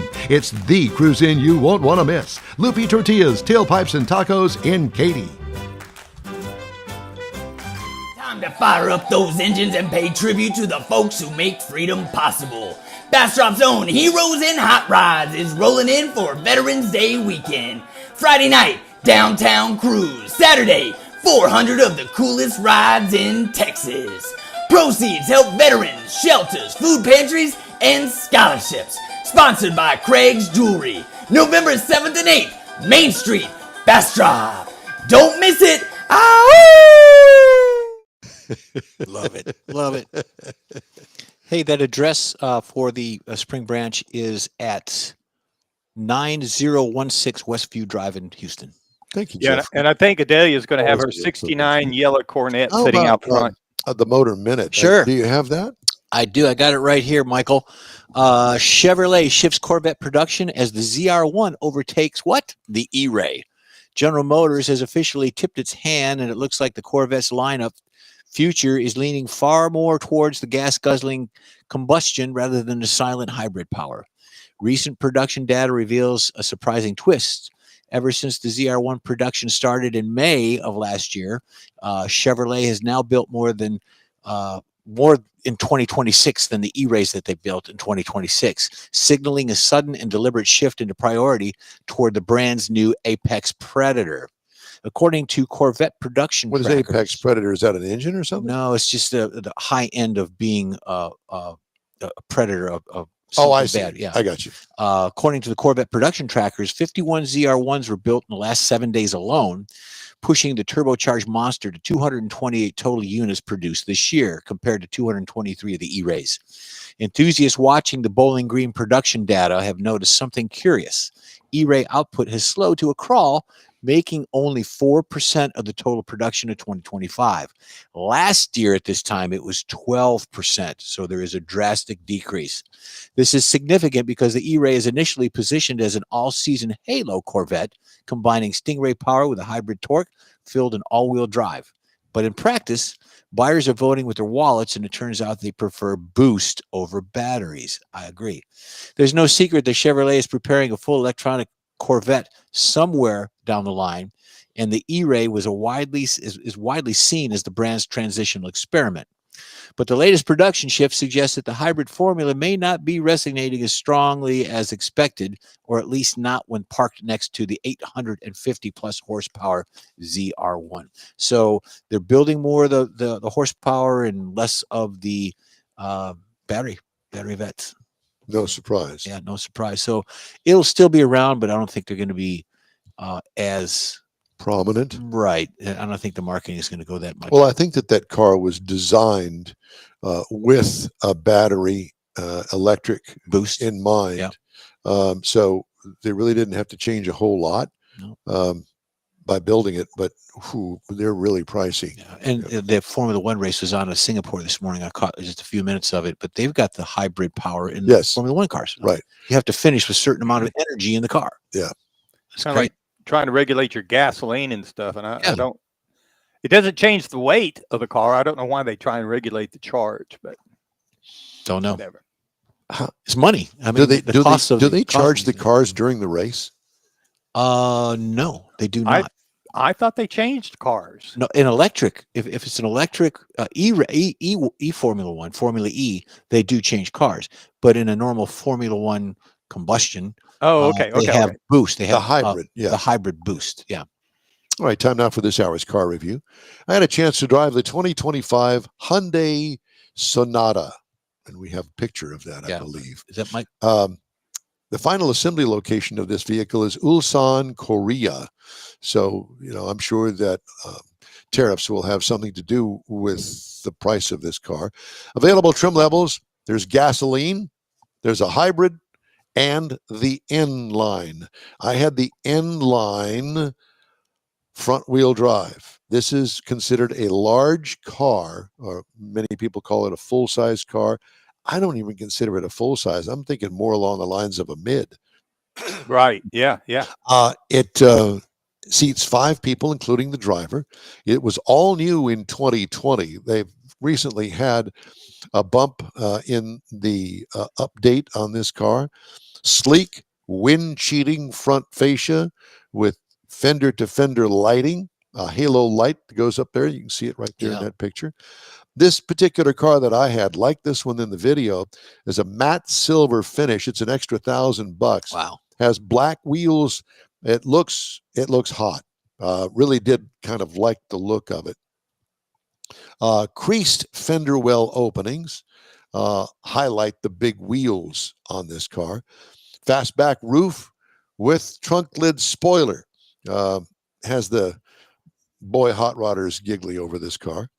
What I liked about it, the overall design gets high marks in my opinion. What could use improvement? Nothing. I think that they really hit it. If you're looking for a hot rod type sedan, this is something to look at, that's for sure. Interior highlights include a gray interior that has a red stripe throughout the interior that is actually tastefully done. One big screen atop the dash contains instruments and the infotainment information. Comfortable seating with N embroidered on the seat backs. A handy center console with multiple functionality. Like that a lot. Trunk room is adequate. It's got that fast back on it, so you got a little bit more trunk room on it than you normally would on a standard sedan. What I liked, the unique shifter stalk. Now, you, Jeff, would probably hate it because you're more of a traditionalist. Yep. I get to drive all these different cars. This is a stalk that comes out of the right side of the steering column, and on the end of it has a silver knob. And if you want to put it in drive, you twist it forward. If you want to put it in neutral, you bring it back and press it in. And if you want to put it in reverse, you twist it back towards you. Works really well. It's out of the way. It's not on the center console, taking up space that I just feel is really, it's a waste of space is what it is. Wow. So unique shifter stick that I liked on it. What could use improvement? It could use a ventilated seat option that it currently doesn't offer. I think that's something they should probably look at. 2.5 liter turbo 4-cylinder that turns out, ready? 290 horsepower with a turbo 4, 311 pound-feet of torque, 8-speed automatic transmission. Mileage, 23 in the city is what it's rated, 32 on the highway for combined at 27. Good. I got 28.9 miles per gallon over 467.4 miles. What I like? The powerful engine in it. This thing rocked. What could use improvement? Sure would like to have some exhaust sound at full throttle. Maybe they could put a button on it, something, because when you step on it, you can't tell that you've stepped on it. It just goes without any sound. And this is a hot rod, so let's make it sound like a hot rod. Ride and handling, _comfortable. This thing rode like butter. What could use improvement? The tires need more grip. Oh, wow. This thing will. They're not sticky. No, this thing will light them up, and you just They're barely, all-season tires, probably. Yeah, they are, and that's fine. But this is a hot rod, in my opinion. A new. It is a rod. performance vehicle. Did you ever have one, Mars? No, but I mean, it's their inline. That's what it's touted as. That's what it's all about. So they need to do something with the tires, unless, of course, you just light them up all the time and go through them like water, and then go get you some stickies on there. Yeah. Ride and handling, comfortable. Tires need more grip. Base trim price, $35,250. Prices tested, $37,610. That's with that $1,000 pop for the matte finish. Competitors to this vehicle, there really isn't any. Honda Accord starts at $28,295, but it doesn't have the horsepower. Same thing with the Toyota Camry. It's at $28,700. And the VW Jetta, threw that one in there just for the heck of it, for $22,995. Like the car overall. I mean, it really is. It really is nice. Cool. The Hyundai Sonata N-Line front-wheel drive. With niacin. With niacin. Turbo power, fun, agile, and elegant, as it says on the sticker here. All right. That's that. That is that. Just moving right along. Okay, well, let's move right along, shall we? Okay. Hey, if you'd like to get in touch with us, shoot us an email. The address is info@inwheeltime.com. We'll be right back after this break. You own a car you love. Well, why not let Gulf Coast Auto Shield protect it? Houstonian John Gray invites you to his state-of-the-art facility to introduce you to his specialist team of auto enthusiasts. We promise you'll be impressed. Whether you're looking to massage your original paint to a like-new appearance, apply a ceramic coating, install a paint protection film, nano-ceramic window tint, or new windshield protection called ExoShield, Gulf Coast Auto Shield is where Houston's car people go. Curbed your wheels? Instead of buying new, why not have them repaired? How about a professionally installed radar detector? Gulf Coast Auto Shield does that too. Get a peek inside the shop and look at the services offered by getting online and heading to gcautoshield.com. Better yet, stop by their facility at 11275 South Sam Houston Tollway, just south of the Southwest Freeway, and get a personal tour. Gulf Coast Auto Shield is your place to go for all things exterior. Call them today, 832-930-5655 or gcautoshield.com. Rev up your engines. It's time to roll back in style at the Back to the Past Car Show. Join the Spring Branch Senior High School Foundation Saturday, October 18th at Cornerstone Academy, 9016 Westview Drive in Houston. Classic cars, trucks, and motorcycles. Family fun, food, music, and memories. There's something for everyone. Proceeds benefit local students and programs. Don't miss the shine, the chrome, and the nostalgia. 10 to 2, Saturday, October 18th, Back to the Past Car Show. SpringBranchBears.com/car show for more information. In Real Time will be there too.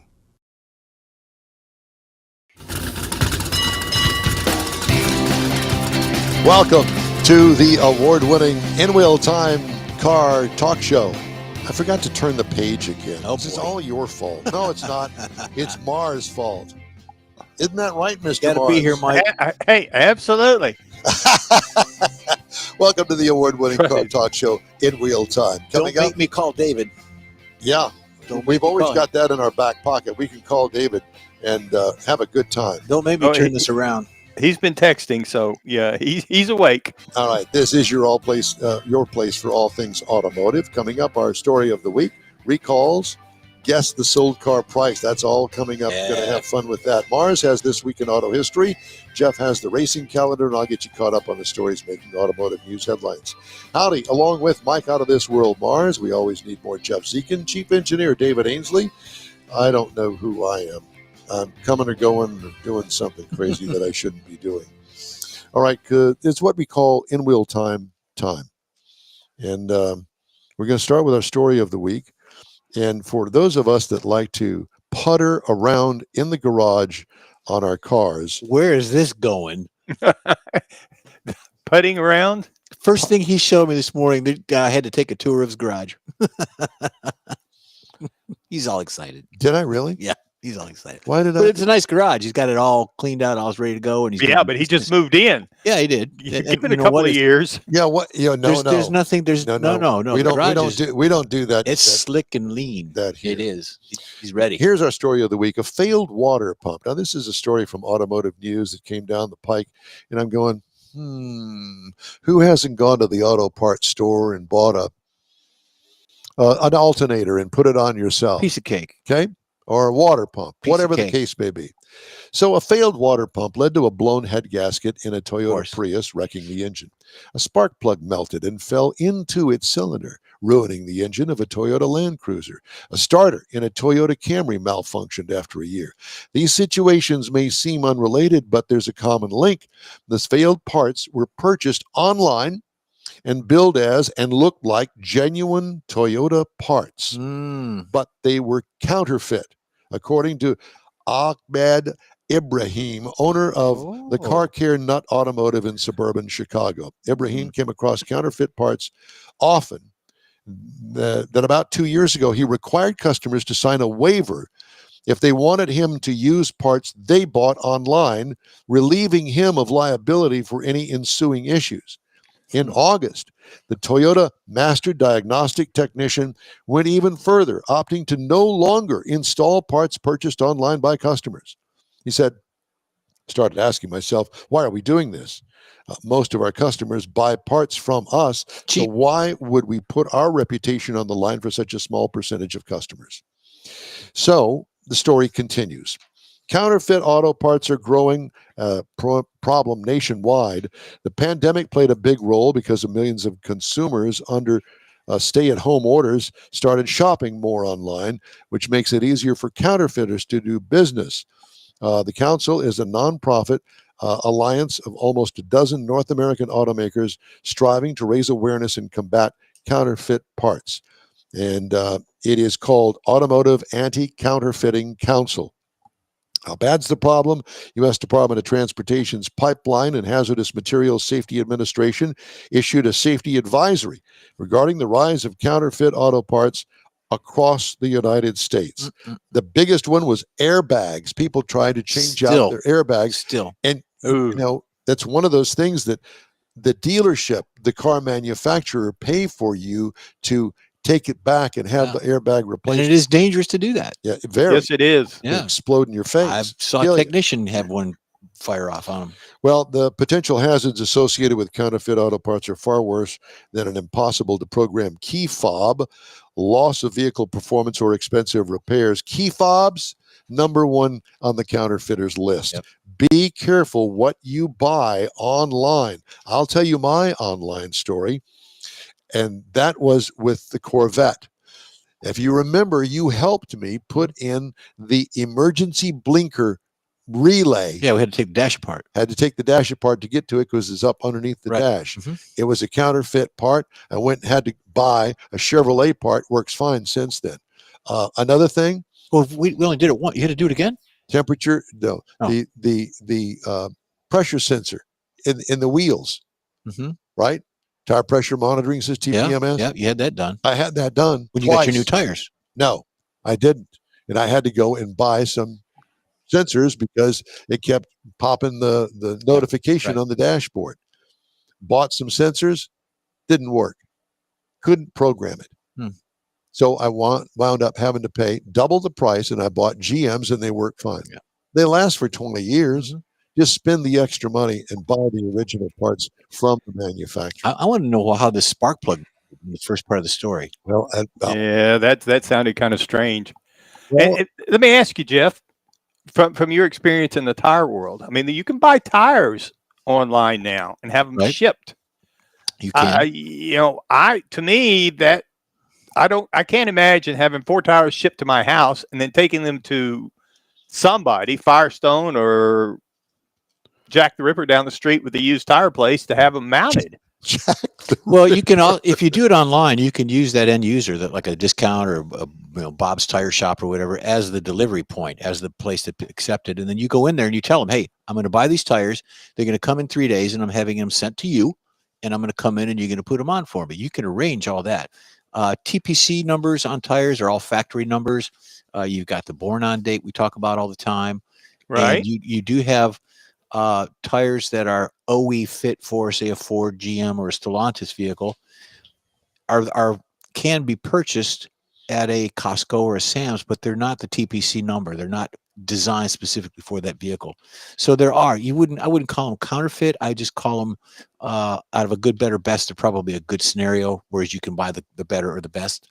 So there are things out there, not necessarily a scam, but be careful. use caution when you buy Exactly. car parts and try to put them on yourself because I don't know, you got to be careful. So Flat out refuse. Yeah.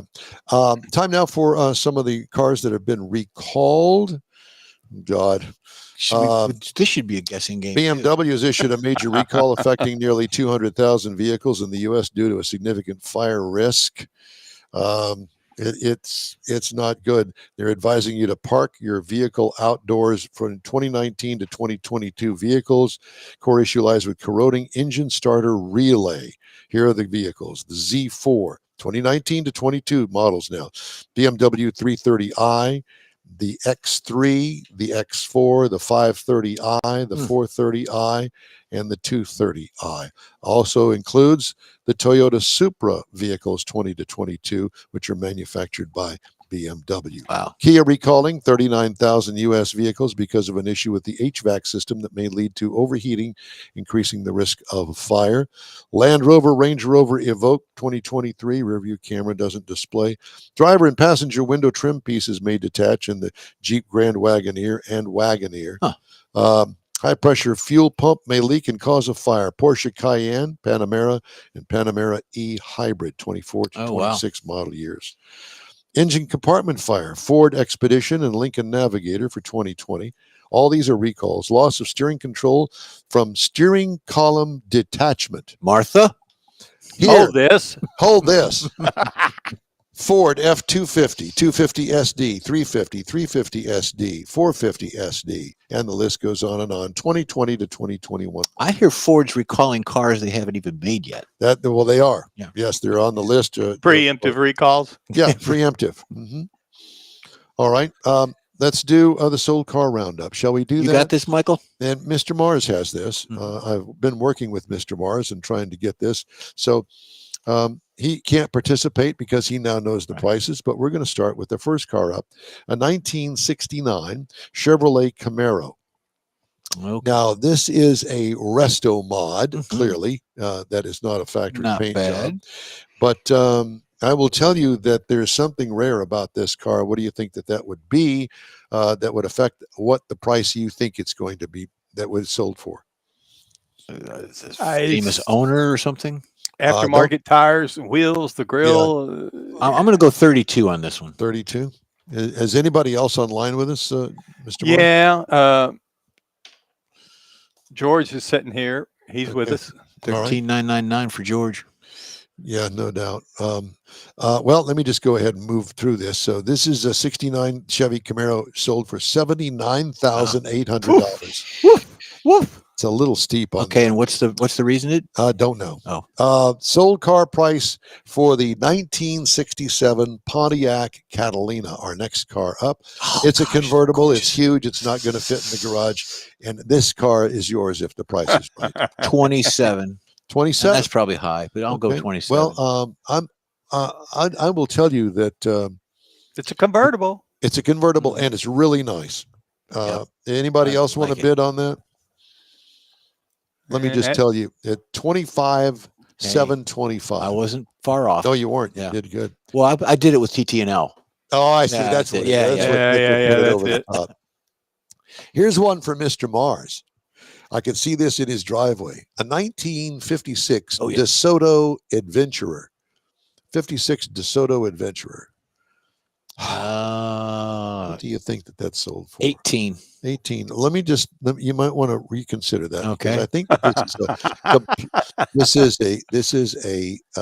is not a resto mod. This is a stocker, and I think that it's all original. Okay. Now how much? 19. 19. Got to remember that's a big, heavy car, Jeff. That could be a lot of scrap metal there. Yeah, I have no idea. I'm just going to stay with All it. right. Well, we're going to sold for $41,475. George is saying under 10 grand. Yeah, my parents. I think that was the first car that Dad bought. Oh wow! And not this particular one. He bought a really ugly green one back in. And that's pretty compared to this gold.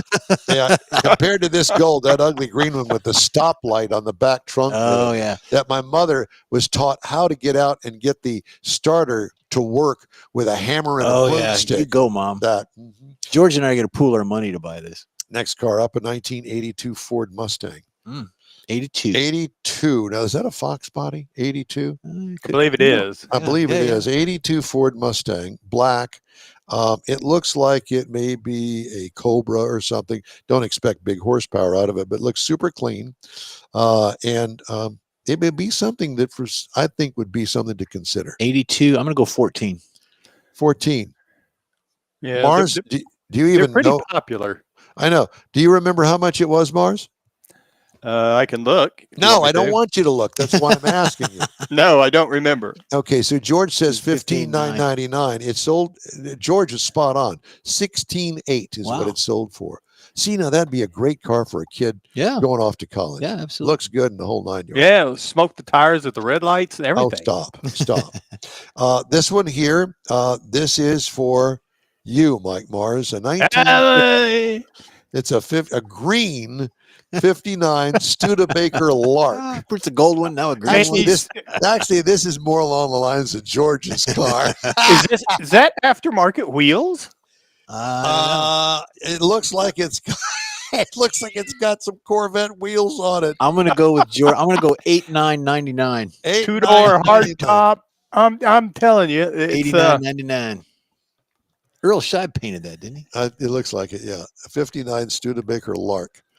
It sold for $24,675. Oh, wow. Man, you must be really desperate for a car. The color sold it. I could see That's me what it is. going up and down the drag in that, man. You talk about Yeah. get some attention. No, Uh-huh. you'd call you a drag if you were in there. A 1999 Chevy Silverado. All right. Why are we not Single cab, and I'm drawn to that. A 99 Chevy Silverado 1500.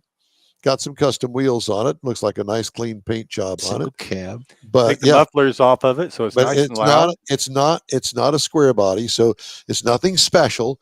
But it is special to this person that was selling it. $6,000. Really? Yeah. Okay. Anybody else? George, you want to pipe in there and guess a price? Well, Yeah. let me just say that it sold for $12,600, Oh. and it's painted A&M maroon, Oh boy. and that would be a great. George is under 10. We're close, George. Yep, absolutely. Next up, Pontiac Ventura. Now, if I'm not mistaken, this was a make-believe Pontiac that was actually a Chevy Nova. Yeah, and they tried to turn him into GTOs too. Yeah, they changed the little nose piece. It looks like, yeah. It's about it. So a 73 Pontiac Ventura. $8,000. Probably that's too high, but I'll go 8. Looks like it's got factory wheels and stuff on it. Now the striping's try to a GTO clone. I think that's all stock. I Yeah. think that's the way it came. 73 Pontiac Ventura sold for $14,700. Oh wow, Next up, it's too much. this is for David Ainsley. A 1964 Amphicar, model 770. I saw one of these cars up close. Have you ever looked at one of these, Mars? Not like that, but I've looked at an Amphicar. There was one at the Lupe I will tell function you we that did. Yeah. it's amazing that thing actually floated at any point in its career. Did you see how it was made? It had, Look at it. yeah, it had a lot of caulking in it. Oh yeah. All the seams had caulking. A 1964 Amphicar model 770. There aren't many left anymore because they've all rusted out, or sunk. sunk. How much? 18. 18? Well, no, you're wrong, sir. It sold for, drum roll please, $56,700. Oh, Nay, as they say. It's unsinkable Molly Brown. And finally, you know what BMW stands for? Yeah, British Motor Works. No, it stands for Break My Wallet. exactly. And here's one that will do it. A 1975 BMW 2002. Now, it's a 75 model year, but it is a BMW 2002. 2002. Yeah, I the don't know style. what they Yeah, call yeah, it. yeah. So I'm gonna go 10,000. 10,000. Mars, do you want to guess? No, I was just remembering a guy had one here in town, and we all thought, we'd see his wife driving it, and we thought, oh, this is so cool, that's a real BMW. And then we found out he couldn't keep it running. The reason she drove it because she didn't need it very often. It sold for $16,275. So for $16,275, there you go. A problem on wheels for the rest of your life. Take it with you. Yep. Yep, exactly. All right. Coming up, we have stuff. Just ahead, Jeff's racing calendar. Mars has This Week in Auto History, and I'll bring you some auto news headlines. The Unwheel Time Car Talk Show continues after this. You own a car you love. Well, why not let Gulf Coast Auto Shield protect it? Houstonian John Gray invites you to his state-of-the-art facility to introduce you to his specialist team of auto enthusiasts. We promise you'll be impressed. Whether you're looking to massage your original paint to a like-new appearance, apply a ceramic coating, install a paint protection film, nano-ceramic window tint, or new windshield protection called ExoShield, Gulf Coast Auto Shield is where Houston's car people go. Curbed your wheels? Instead of buying new, why not have them repaired? How about a professionally installed radar detector? Gulf Coast Auto Shield does that too. Get a peek inside the shop and look at the services offered by getting online and heading to gcautoshield.com. Better yet, stop by their facility at 11275 South Sam Houston Tollway, just south of the Southwest Freeway, and get a personal tour. Gulf Coast Auto Shield is your place to go for all things exterior. Call them today, 832-930-5655 or gcautoshield.com. Rev up your engines. It's time to roll back in style at the Back to the Past Car Show. Join the Spring Branch Senior High School Foundation Saturday, October 18th at Cornerstone Academy, 9016 Westview Drive in Houston. Classic cars, trucks, and motorcycles. Family fun, food, music, and memories. There's something for everyone. Proceeds benefit local students and programs. Don't miss the shine, the chrome, and the nostalgia. 10 to 2, Saturday, October 18th, Back to the Past Car Show. SpringBranchBears.com/car show for more information. In real time will be there too. Broadcast every Saturday 10 to noon Central on InWheelTime.com, Facebook, and YouTube. We hope you'll check us out. If you miss us, you'll be able to connect through your favorite podcast channel. Time now for Jeff's racing calendar, sponsored by the Texas Muscle Car Club Challenge. Thank you for that. Here we go. NASCAR Craftsman Truck is they ran yesterday at Charlotte. They ran the Roval. I did not catch any of it because we were at a dinner last night, so I did not see it. The Xfinity Boys. Weren't you at that dinner with me? Yeah, that's why I didn't see it. Oh. I didn't see much of anything after it either. I didn't either. I'll go like that. Yeah. I woke up this morning, I think, with that same feeling. Today, you got Bank of America Roval, Charlotte for the Xfinity Boys. And then you got the Cup guys coming on tomorrow. Same thing, Charlotte Roval. It's a series playoff race. And that's on at 3 p.m. and it's on the CW channel. We got NHRA, the Texas NHRA Fall Finals at the Motorplex are going next week from the 9th to the 12th. So we'll be seeing them out there. IMSA is done, but I do have some other things. I've got the sled dog racing, and then you've got sled dog races coming up in December. We're going to have something on that as well. And then we've got the Iditarod running is coming up in March of next year, the Iditarod race. Well, listen, I'm going to be glued to my television. I think we need to send Mike out there. He could ride one of the sleds. And do this remote broadcast. Yeah. Because he's doing it from Peterville. What? Yeah. What did you say? Take the GoPro, you know? Yeah, do that. Yeah, it's sort of like the Lilienthals. You could be our version of the Lilienthals, Mike. A little cheaper version. Yeah, a little cheaper version. And then we got the Singapore Grand Prix that was on this morning, F1. That was the Marina Bay Street Circuit in Singapore City. It's a 62-lapper. I don't know who won, and that's about it. Okay, Mr. Mars, it's all on you for this week in auto history, sir. Yeah, a few things that we found that were rather interesting this week. In 1901, Henry Ford shocked the racing world by defeating Alexander Winton in a 10-lap race. Now, this is before Henry Ford really got into automotive production.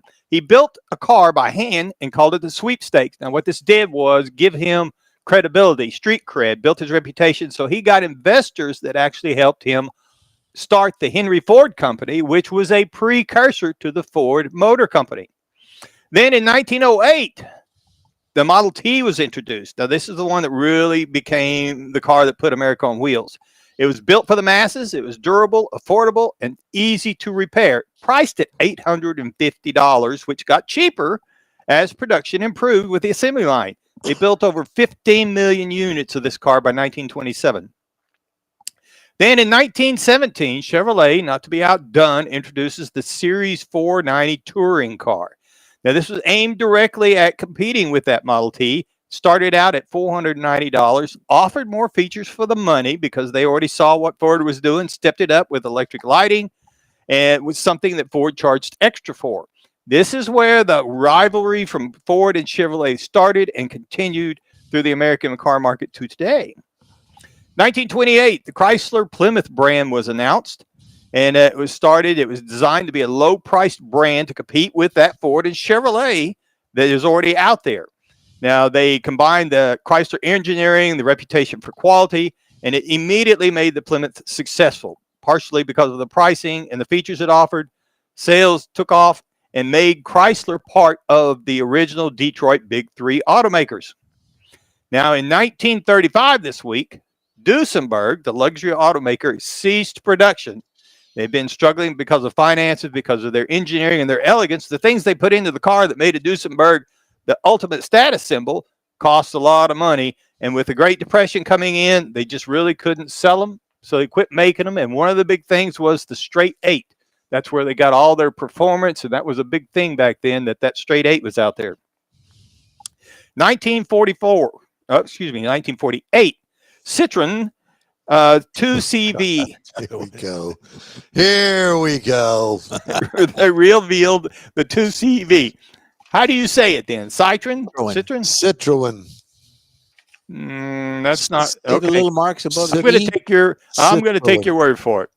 Now, it was designed as another affordable people's car to carry farm goods over rough roads over in France and other parts of the European world, and became very popular. And it actually remained in production until 1990, and they built over 3.8 million. France. And one of the things that I thought was interesting is actually an air-cooled front-wheel drive setup, which is, I think, is very unusual with the air cooling.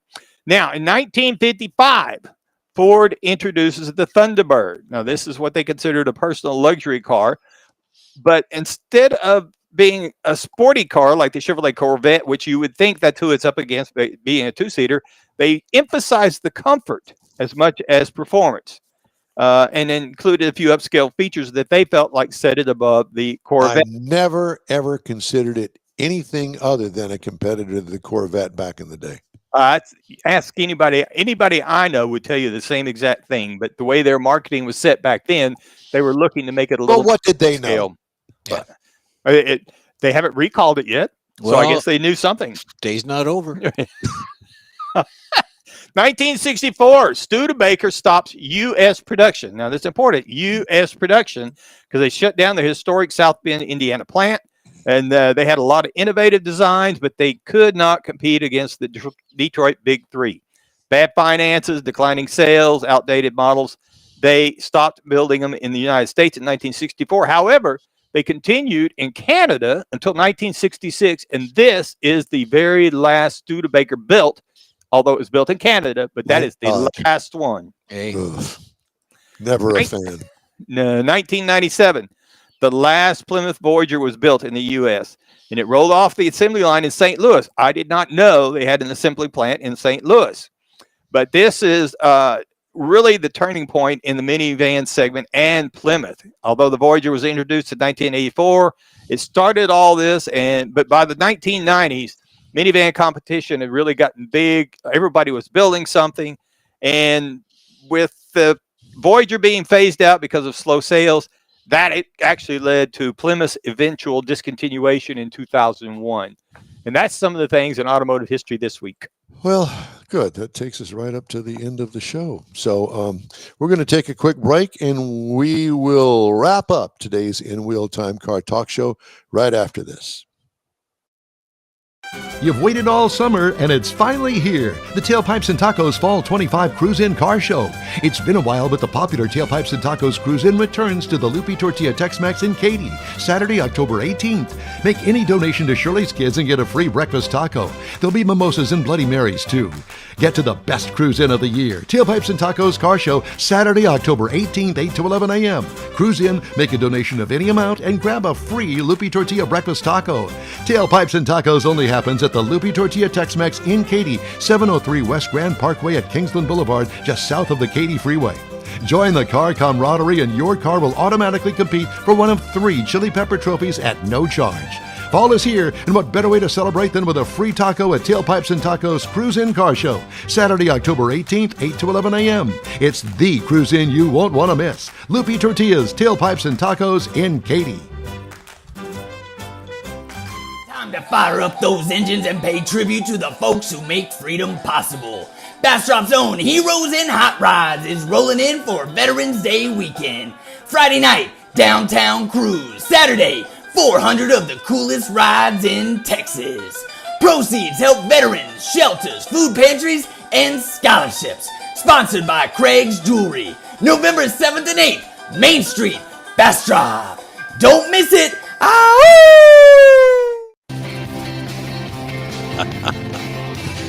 I love it.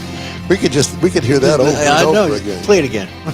Maybe we should incorporate that into our bump music. Well, maybe we should. Hey, that's it for this week's In Wheel Time Car Talk Show. Be sure to check us out online at inwheeltime.com. We're always looking for new, informative, and great automotive things to bring to our global audience. You've got an idea, event, or a road trip destination you'd like us to feature, let us know. Our email address is info@inwheeltime.com. When you're looking for award-winning car talk, you can find the In Wheel Time Car Talk Show 24/7 on the In Wheel Time app and website. Grab a podcast from your favorite podcast store. We video stream our live show every Saturday, 10 to noon, on Facebook, YouTube, and InWheelTime.com. The In Wheel Time video technical director is we always need more Jeff Zekin. For booking agent, video editor, people finder, and our own Caroline Levitt from Out of This World Mike Mars, along with Chief Engineer David Ainsley, I'm Don Armstrong. We'll see you next time here on the In Wheel Time Car Talk Show. Thanks for joining us.